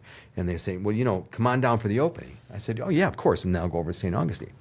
But then they're like, well, bring the Emmy with you. I'm like, what? I said, come on, we've never seen one. You know, we're excited too. Yeah. So I throw it in my backpack. Literally, I have it in my backpack, an Emmy. I'm getting on the plane in L.A. I'm talking to my dad on the phone. And he's like, so what are you doing? I said, well, you know, we're shooting a pilot and we've got this Dick Wolf thing going. And I'm telling him about it, and I get on the plane. Before the door closes, 2 cops come on the plane. And they ask me to get off the plane. So I escort them off the plane, or they escort me off the plane. And they say, sir, we're sorry, but one of the air steward thought that she heard you say that you were going to shoot the pilot. Oh my God. And I realized No, that's the last thing you want to say when you're getting on an airplane is my that you're God. shooting the pilot. And I'm like, yeah, I'm shooting the pilot. Why? What's the problem? Yeah, sorry. But now I got the Emmy in my backpack. So I'm like, yeah, you see, and I pull this Emmy out and say, see, I'm a producer, and that's what I'm doing. And is so they were like, funny. oh, Like, okay, my fine. God. So let me get back on the plane, right? But it was like, ooh, don't ever say that when you get on a plane. So now I fly to St. Augustine. I fly down to Sarasota. I'm with my family. We have a great time. They're all like, hey, Tom, great to see you. Where's the Emmy? And so, but we hang out. And now I go over to the other coast. I'm shooting this pilot with Dick Wolf. And this goes on for about a week. And I'm exhausted. And I've been working really hard. And I'm about 40 pounds heavier, 45 pounds heavier than I am now. Just burning the candle at both ends. Yep. Drinking too much, eating too much. No, just stressing like crazy. So anyway, I finish it shooting, and I'm going back to L.A., and I'm going through Atlanta. And I'm at the Crown Room in Atlanta. Now, remember, I was at Turner for many years, so I know that airport really well. And I'm sitting in the Crown Room, and all of a sudden, my head starts to sweat uncontrollably. I mean, water starts like literally pouring off my head. And I'm like, wow, what is this? What's going on? And I'm starting to feel this really weird pressure on my chest. So I walk over, and I'll never forget, his name is Mr. Brown, because we had a conversation, because I didn't have my credentials with me to get in the Crown Room. And I said to Mr. Brown, Mr. Brown, is there some place that would you mind terribly if you could call the medics? Because I know that they've got the shot. He said, well, of course, sir. Is there a problem? I said, I think I'm having a heart attack. Very calmly. Okay, sir. Gets on and says, they'll be here in about 8 minutes. What else can I do for you? I said, is there a place that we could go? I mean, yeah. I said, I don't want to fall down in front of all these people and spoil their day. So he says, yes, please, come with me. He takes me to a conference room. And he's like, would you care to sit? I said, would you mind terribly if I lied down on the floor? Not at all. Can I get you something? A glass of water would be nice. We're having this very polite conversation. In the meantime, my heart's going, wow, and it is. I know I'm in some serious trouble. The medics show up. There's a bunch of them. There's some military that were training or something. And they just, boom, boom, boom. And they throw an EKG in there. Like, sir, you're having a heart attack. We're going to take you straight onto the tarmac, and we're taking you straight to Crawford Long Hospital. As they're taking me out, wheeling me out, I realize that my backpack is in the corner with my Emmy in it. So I grab the walls. I go, wait, stop. He goes, well, what? I said, my Emmy. He goes, what, sir? I said, Miami. He goes, no, sir, you're in Atlanta. Yeah. I go, no, Miami, Atlanta, Miami. I swear to God, we're having this argument. And finally, they grab the bag, and they open it up, and they see Miami, right? And so they put it there. Now, I'm heading to the hospital. I get there, and as I'm rolling me in, somebody's cutting my pants off. Somebody's sitting on my chest. and I've got all these blood pressure cuffs and all these cuffs on, and they're literally moving me into the operating theater. And as they do, all these cables get caught on one of those outlets that kind of stick out of a floor. Yeah. And it's pulling, but they're pulling me off the gurney as the guy's pulling him and pulling my, and then finally I yell, "Cut! Yeah. Cut!" I'm not kidding you. I go, "Cut!" I go, "People, this is not working for me." Like this, I'm producing my own heart attack now. I'm like, "Can we all just back up and slow down?" Wow.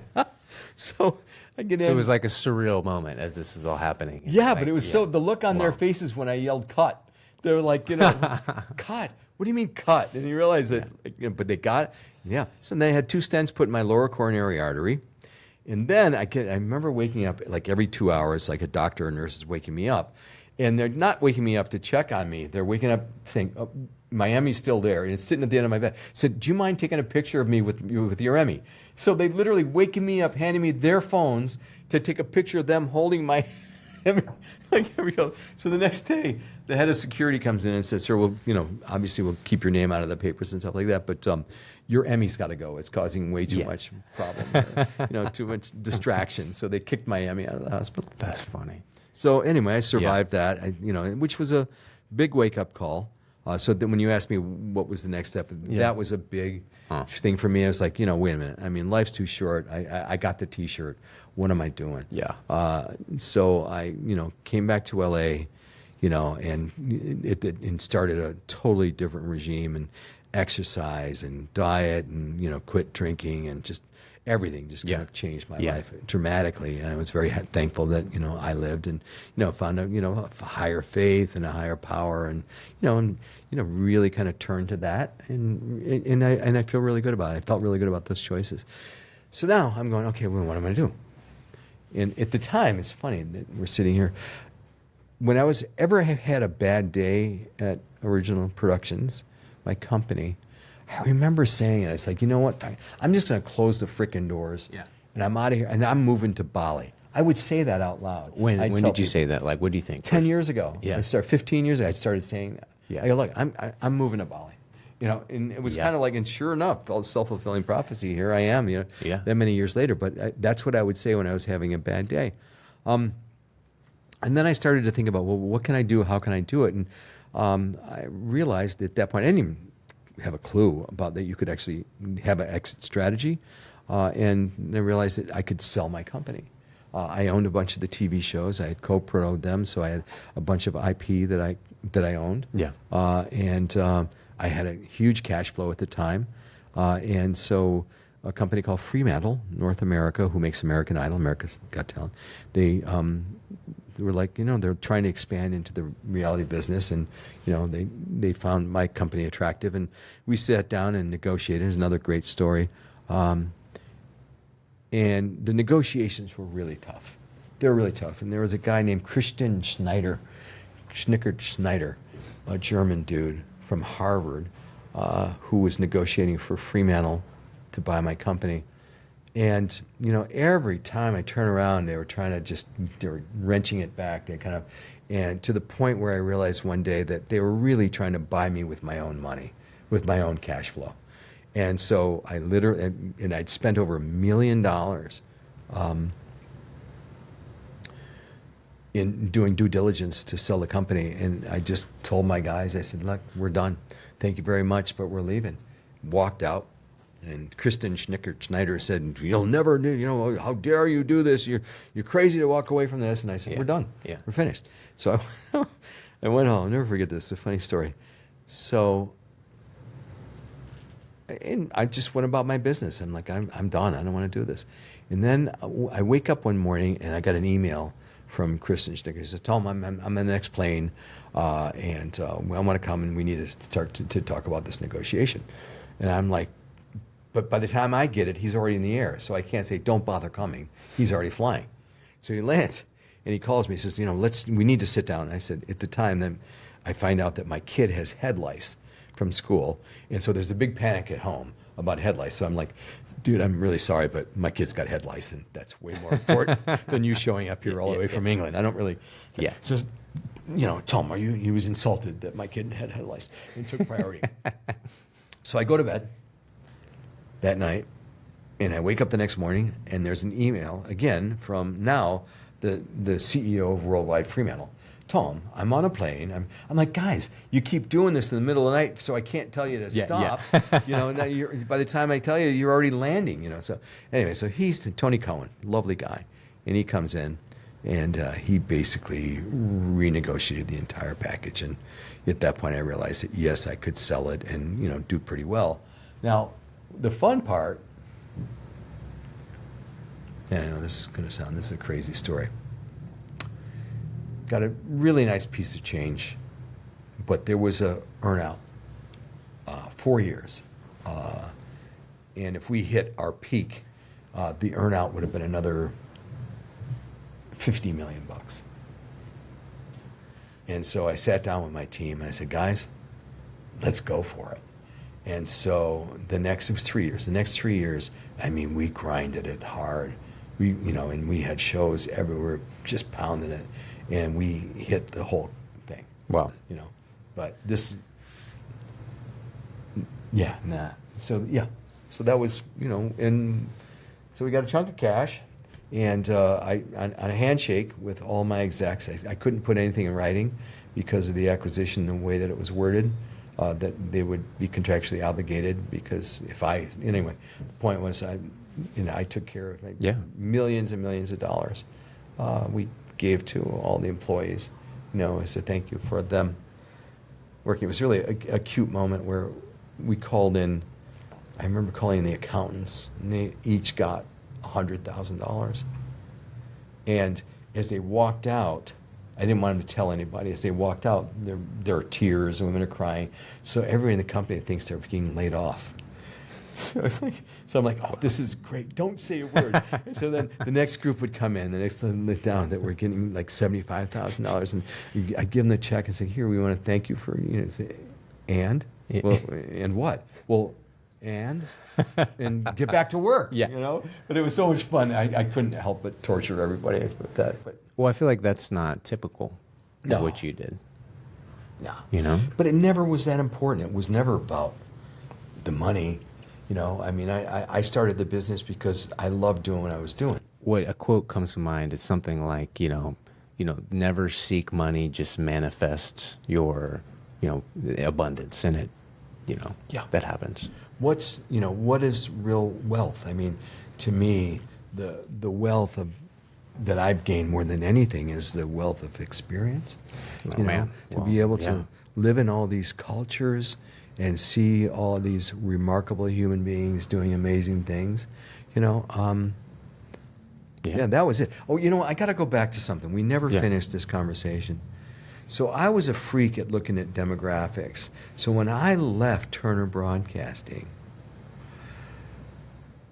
I took that knowledge with me. And I knew that every time a National Geographic piece aired that had a tough job in it, it would pop a number.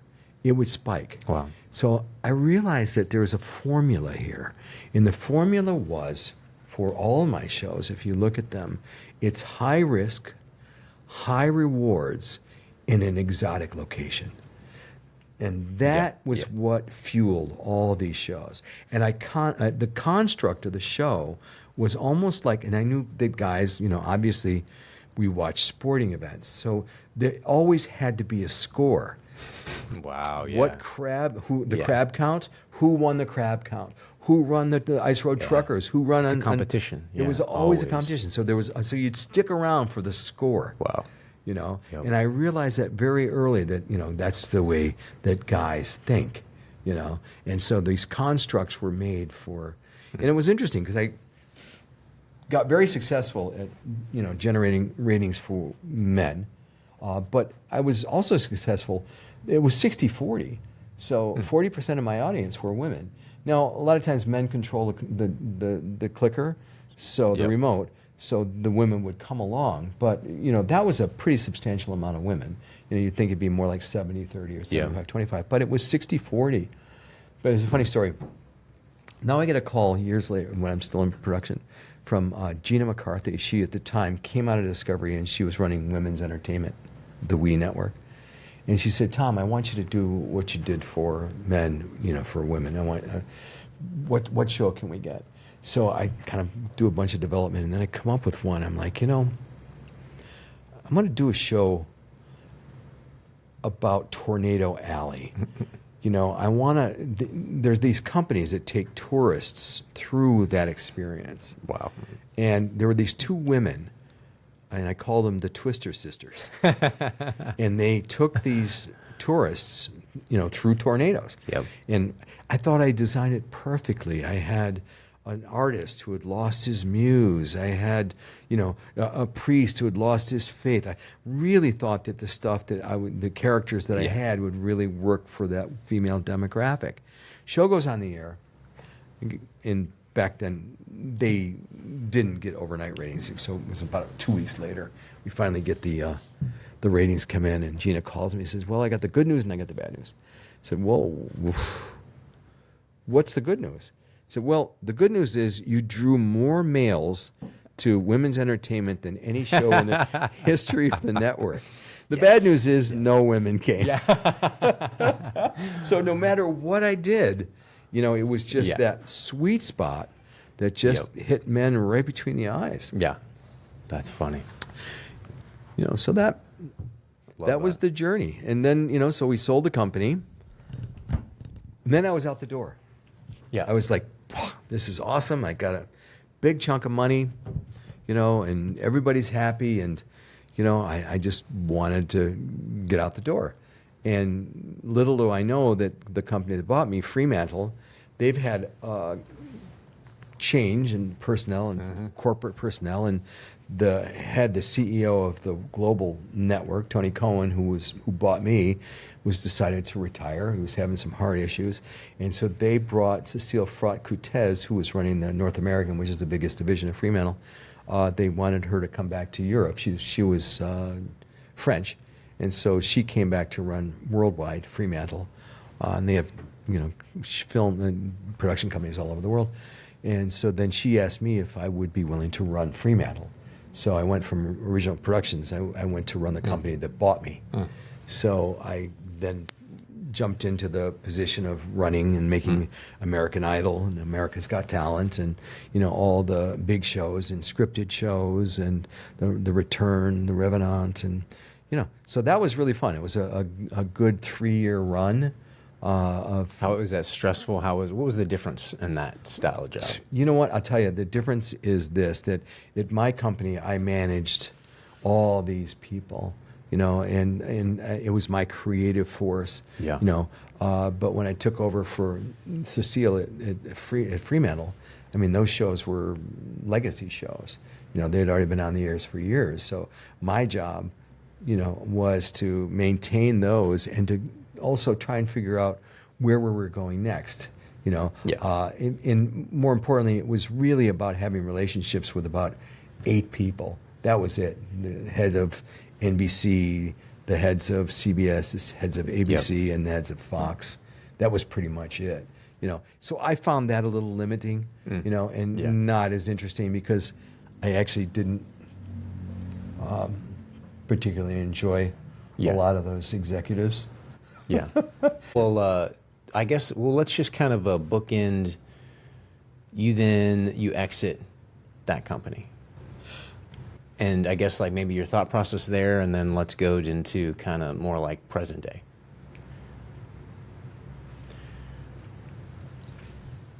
Yeah, so, I do that for 3 years, and then I realized, I pretty much got the T-shirt. Now, I'm very proud of what we did when I was running, because it was really, to create a hit network show. I don't know if you've noticed, but, since, American Idol, America's Got Talent, The Voice, and The Masked Singer, there probably haven't been another hit. Right. For a network, obviously in the relationship side, you've got The Bachelor and all those shows, which work really well. For a broad audience, it's really hard to crack that. Yeah. So I knew that. So I had a whole development team working on those shows. And because we had formats worldwide, we would obviously keep testing formats. But I was looking for other ways to expand the company itself. And one of the things that we did for years, that Fremantle owned the largest game show library in the world. They owned all All-American library. So they owned The Price is Right, Let's Yeah. Make a Deal, Yep. Family Feud, all those shows.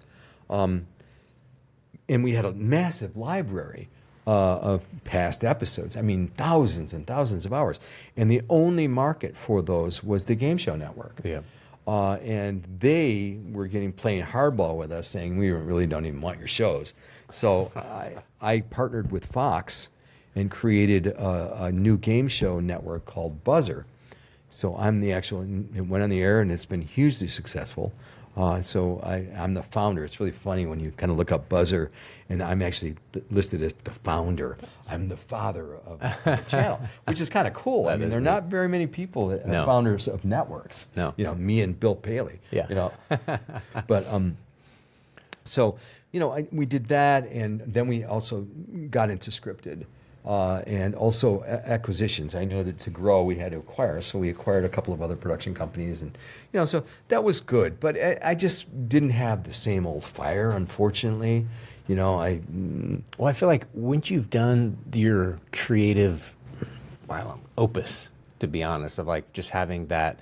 In a way, what comes to mind is that if you're, working for Ted Turner and you'd be doing things, he's like, hey, go do this, go do this. You got to do that in a way. Yeah. You create exactly what you wanted, and then it feels like it's different when you don't get to do that anymore. Well, with them I Yeah. did. But, when it was original, I mean, I always directed, the first episodes of every show. Oh, okay. So I went Cool. into the Yeah. trenches. Yeah. And made, 1,000 Ways to Die. I was there making, Yeah.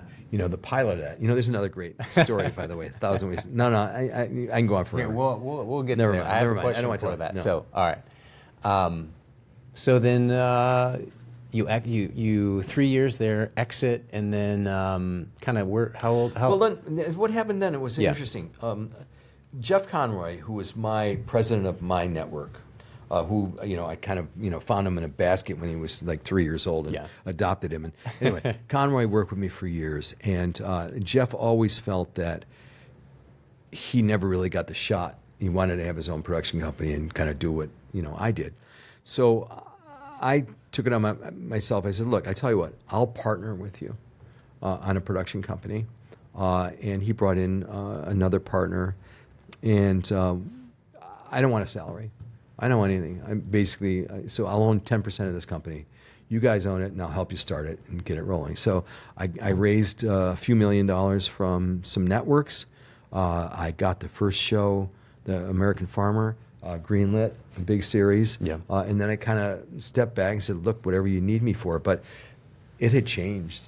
The whole, just the topography of the business had changed so dramatically, and we busted our butts for 3.5 years to try and make a go of it, but so that didn't do well, Interesting. and so but I feel bad because it was Jeff's chance to shine, and he's such a bright guy, and he's doing the Duck Dynasty. He's producing the Duck Dynasty series, and he's doing very well. But anyway, so I did that, and then walked away, shut that down, and then COVID hit.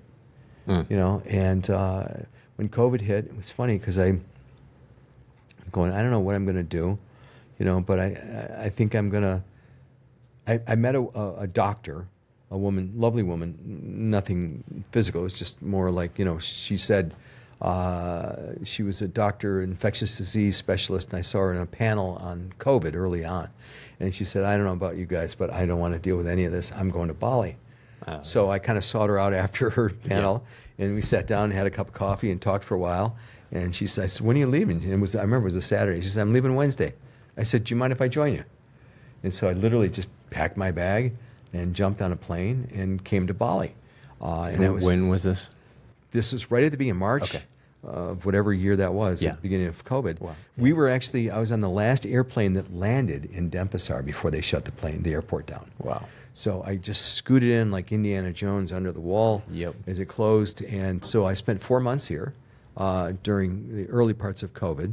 And it was spectacular. I mean, it was so cool because all the tourists had left.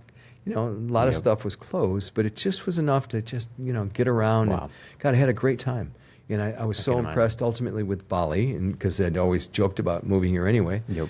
And so then, I went back to the States, and then I have a great relationship with a beautiful woman, and just kind of, I've just been enjoying my life now. So I had a laugh about it because MJ, my partner, she's pretty physical, and she's got a lot of stuff, and she's energetic, and I remember saying, hey, I'm going for a hike. She said, I've got some stuff to do. Can you do it in about a half an hour? I'm like, okay, I'll wait for you. And then an hour later, I'm still waiting. Yeah. And this goes on a couple of times. And finally, I had to remind her. I said, look, you have to understand, my only job now is to be healthy. That's my job. So don't ask me to sit and wait for you, because that's not what my job is. My job is to go out and do Yeah. it. So now every morning I I power hike 5 miles. I take my Pilates classes. I take my yoga classes.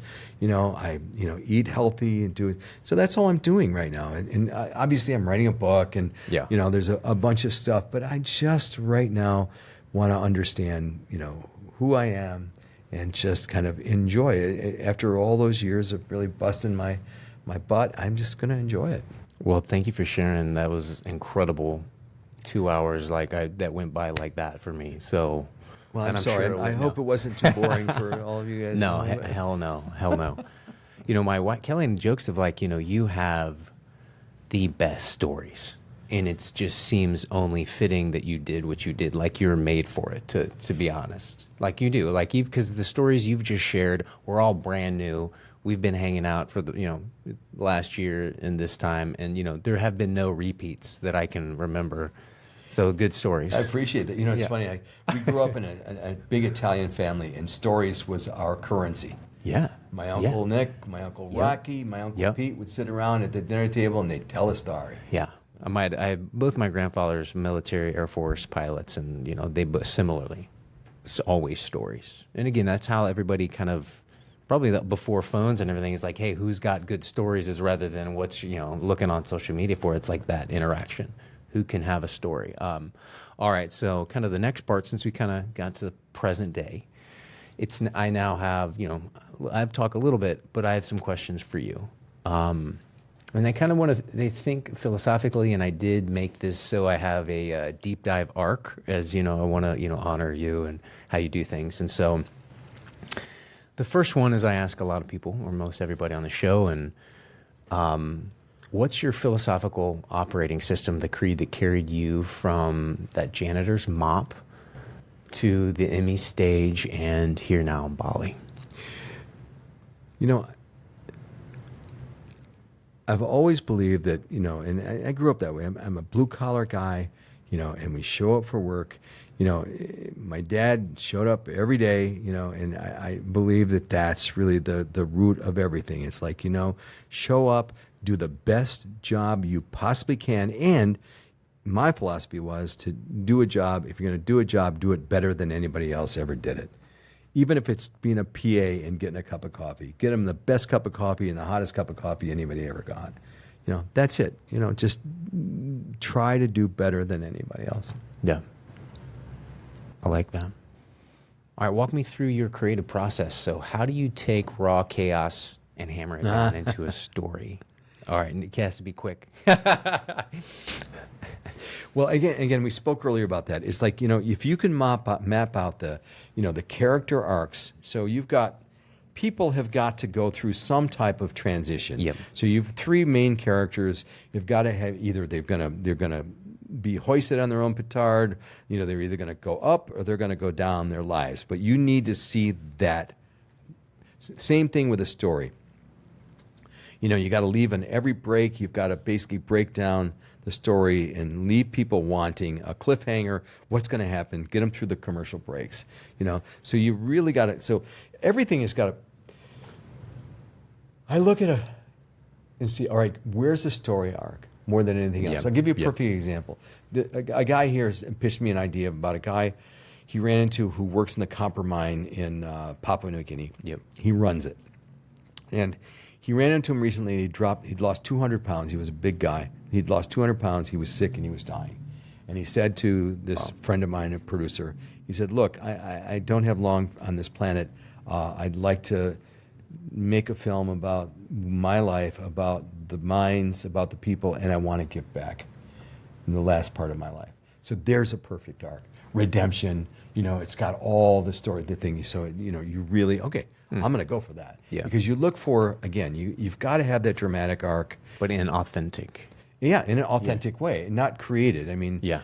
So that's why you really got to keep your ears open to, okay, that's great. That's the first act. What's the second act? Oh, that's good. Okay, now, and the real hard part is getting that third act. Yes. Yeah. So one we didn't specifically talk about, but we chatted previously a little bit before about it. So when you lost your library of shows, what did that moment teach you about identity, ownership, and starting over?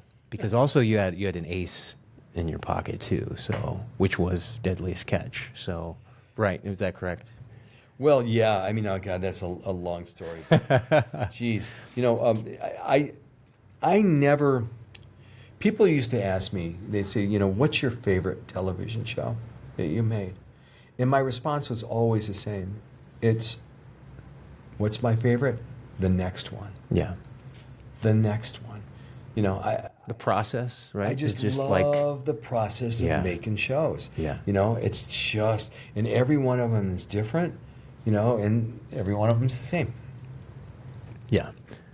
And as far as owning IP, I don't really care. Well, I guess so. It kind of goes to the next question. What did your gut tell you to hold on to that Deadliest Catch or whatever that is before? I think it was before the name came. But what did your gut tell you? And I think that. Oh, I know what you're talking Yeah. about. That was a long time ago when I sold the Yeah. library originally. And I didn't Okay. sell a library; it was distribution. Okay. I had a I see. distributor that was handling my library, and You gave them all I of them gave them all the except- shows that I owned that I hadn't distributed worldwide yet, except for Deadliest Catch. Yep. And I don't know. Yeah. Some divine thing told me. I have no idea why. Yeah. It's the old all of your eggs in one basket. Well, because that's because it's like reason, luck. Like you just never know. instinct. Instinct. Yeah. Survival instinct, and luckily, because as you know, the distributor that I worked with, that I gave my shows to, that was supposed to even give me an advance, and I was contractually declared bankruptcy a week after we signed the deal, and I was still contractually obligated to deliver every show to a bankrupt company. And luckily, I did not have Deadliest Catch Yeah. in that parcel, and I don't know why I held on, but I Interesting. didn't, thank God. Yeah. Divine intervention, bro. Yeah. Well, I feel it. All right. So next one, you've built. So you look back through this conversation and you've built a career on everybody telling you what not to do. What's the philosophy against going against the grain? Well,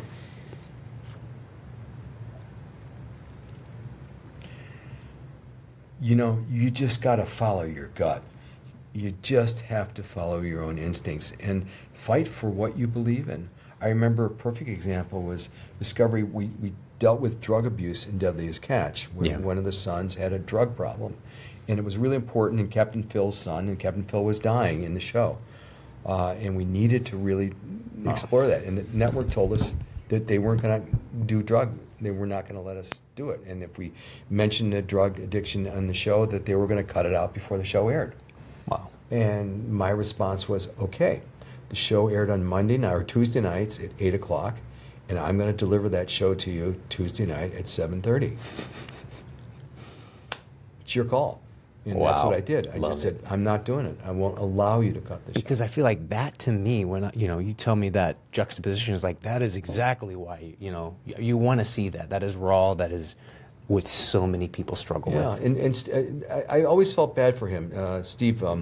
Because of him, but he, I know that it was coming from higher ups. I know that he really didn't Yeah. believe in Yeah. Yeah. in it, but he had to bring that message. And I'm like, no. I'll tell you another quick funny story about a kid who on Ice Road Truckers season 4, and you only use these once in your career, okay? Yeah. But this is a good one. So the kid. He started to mess with. He was a new kid on Ice Road Truckers season 4. It's a huge hit already. It's a massive hit, and the kid's like, "Nah, I want to change everything up." It's like there's no reason to change this, and so we were trying to work with him. He was very rude, and he was very rude to my producers. And he would never give us timely notes. They were supposed to be due in 5 days, and 7 days later, we still don't have notes. And then he'd scream at my producers, telling him he's too busy and important to get this to him, and he'll get to it when he gets it. It was really being rude. He's a new kid. Finally, I'd had enough, so I called the head of the network, and I said, Nancy Dubuque, I said, Nancy, I'm trying to work with your kid here, but it's not working. And here's what he's saying, and I'll show you some notes, and this is what he wants to do, and we don't want to do the change that he wants, and here's what we're going to do. And I sent her all the documents and explained it to her, and she said, well, Tom, you just have to trust your instinct. You do what you do. Mm-hmm. So about a week later, I get a call from this kid. He's basically MFing me. You motherfucker, you went over my fucking head. You went over my head. How fucking dare you? Blah, blah, blah, blah. Paused on the phone. I said, son, I live over your fucking head. Bam. Hung up the phone. And he was gone the next week. Yeah. But I'm not proud of that. Yeah, it has to, though, right? Like, but sometimes you got to stick to, you got to fight for what you believe in. And if I'm wrong, I'm wrong, okay? But luckily for me, but I'll tell you, a perfect example, just a quick one, Storage Wars. Storage Wars was an hour show, and I'd never made a half hour before. And the network came to me and said, we want a half hour. And I fought them tooth and nail. I said, no, I won't do it. I won't do it. I won't do it. Okay, I'll cut it. I'll try it. And they were right. Way better as a half hour. It's a sitcom format. Yeah. Wow. And so it's a whole different beast, and they were right. Interesting. So it's not like a... Well, I feel like that compromise, though. It seems like that's, also you've compromised. It's not a compromise. No, that's what they wanted, and that's what I was going to get. I had to give them, Well, I guess in the sense that you're executing, though. You're always executing the process. You made it. I don't know. Something's interesting where you're just living life that way, versus like, but again, you're not motherfucking anybody. All right. So, luck or skill? Which one actually kept you alive and successful? Oof, boy, if you could, it's 50-50, man. I'm serious. You have no idea how lucky I believe I've been.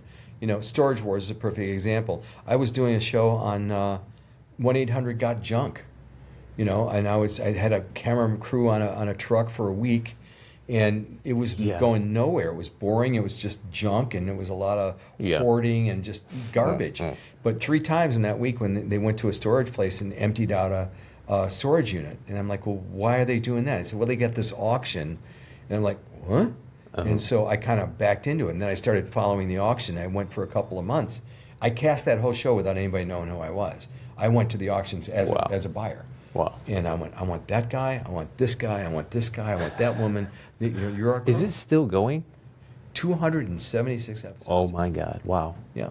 Yeah, I just narrated 10 episodes. Is it something like, because that's such a fascinating thing of like, where you never think there'd be a show. But it is. And super successful, and I've watched it, and I've enjoyed it.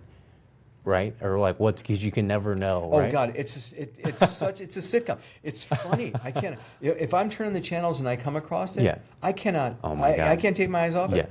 I mean, it's a train wreck every episode, and it's authentic and real and fun and quirky as hell. What's the most valuable thing that's ever been found? There was an art collection. There was that a guy had in there that was worth probably $250,000. Wow. Not a lot, but that wasn't the point. And that was really important. People ask me, and I'll be honest, did you put stuff in there? And we did occasionally, but it had nothing to do with value. It had to do with story.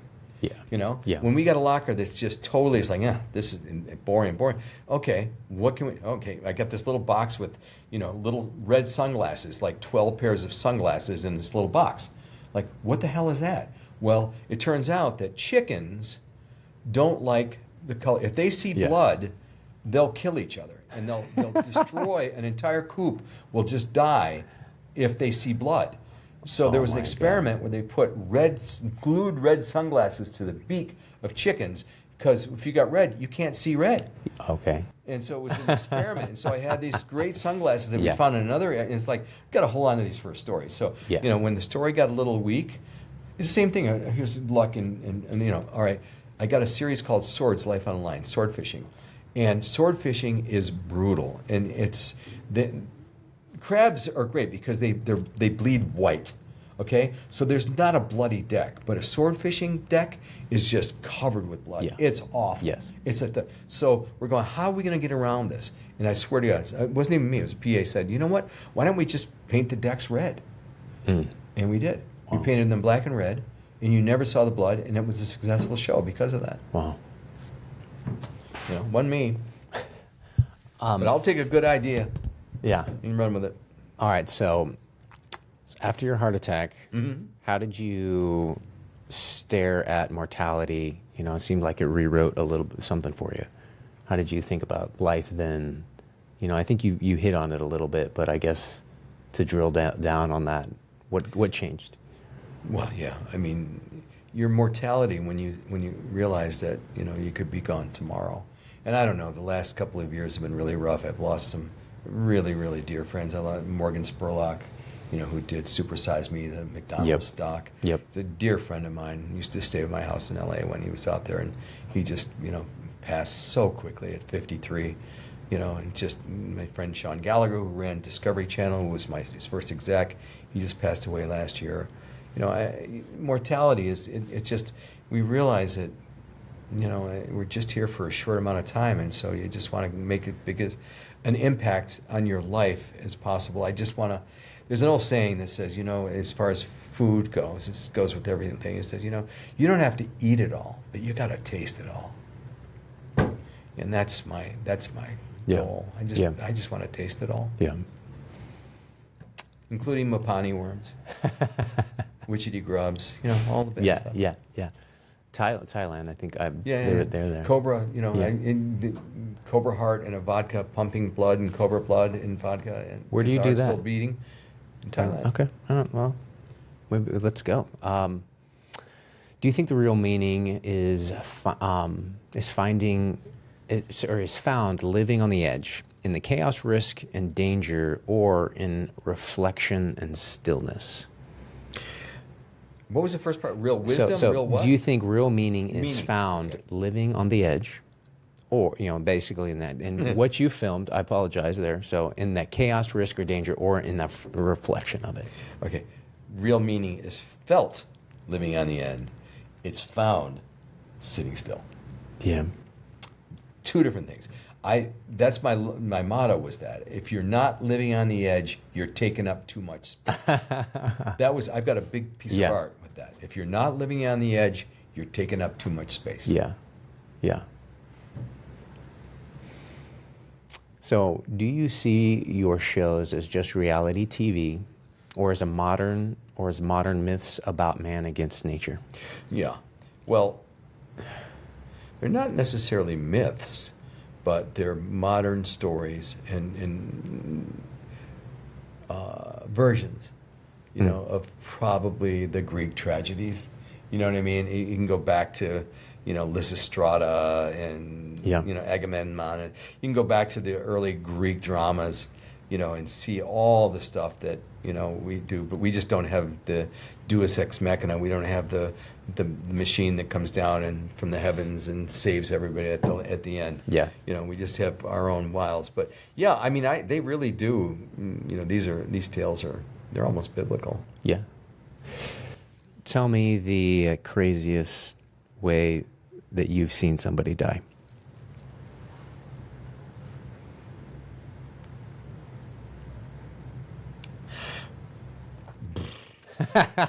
I saw the craziest way I ever saw somebody not die was a carpenter on a bridge picked up a 4x8 piece of plywood and got blown off a bridge 186 feet over a river and went off backwards and then went like this, and like this, and hit the river. Wow. And for some reason, the wind and just skate right across the top of the river. It was like, whoa. The luck, divine intervention there. Yeah. But, my guys, I've lost 8 men on my tough job shows. 8 of them have died, but not one of them has ever died on the job. They died in their beds. They died of heart attacks, of hard living, of hard drinking, hard smoking. They died of the results of their lives. I feel like that's interesting because it's not that chaos and risk, and it's that has quick right there. It's more of that long, Yeah. That long thing, maybe the addiction, maybe whatever that is to alcohol or something. Nicotine, I mean, everything. I mean, food, bad diets. Yep. You know, but you know, look, I did lose a whole crew of the Big Valley on a crab boat. I wasn't filming, I didn't have a crew on them, but I filmed with them the year before. I did a doc on looking for mummies in the Aleutian chain. And that same crew the next year season went out and got hit by a rogue wave, and the boat sank in like 30 minutes, and they were gone. And they killed them all. They all died, except for Chance. Cash, a guy named Cash, he survived. He just lucky. God, it was a separate. Boy, it was so haunted too, man. When you Wow. look at him and just look in his eyes 6 months later, I interviewed him. It's like, whew. Yeah, man. That was always my biggest fear, was going overboard in that water. It's just so deadly, just so awful. I hate it. That job was the tough. Crab fishing is literally the toughest job I've ever seen in my life. It's just so cold and so just scary, and you're exhausted and you're wet and you just want to go home. Yeah. You know. Oh yeah.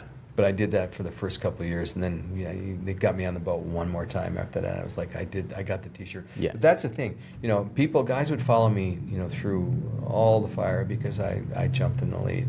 Right. You know, if I didn't do that, I don't think I would have gotten the guys to kind of do what they. Oh yeah. Oh yeah. Because I did it first. You know? I think that's key in that leadership. Yeah. All right. Now that you're in Bali, is this retirement, escape, or the beginning of a different story?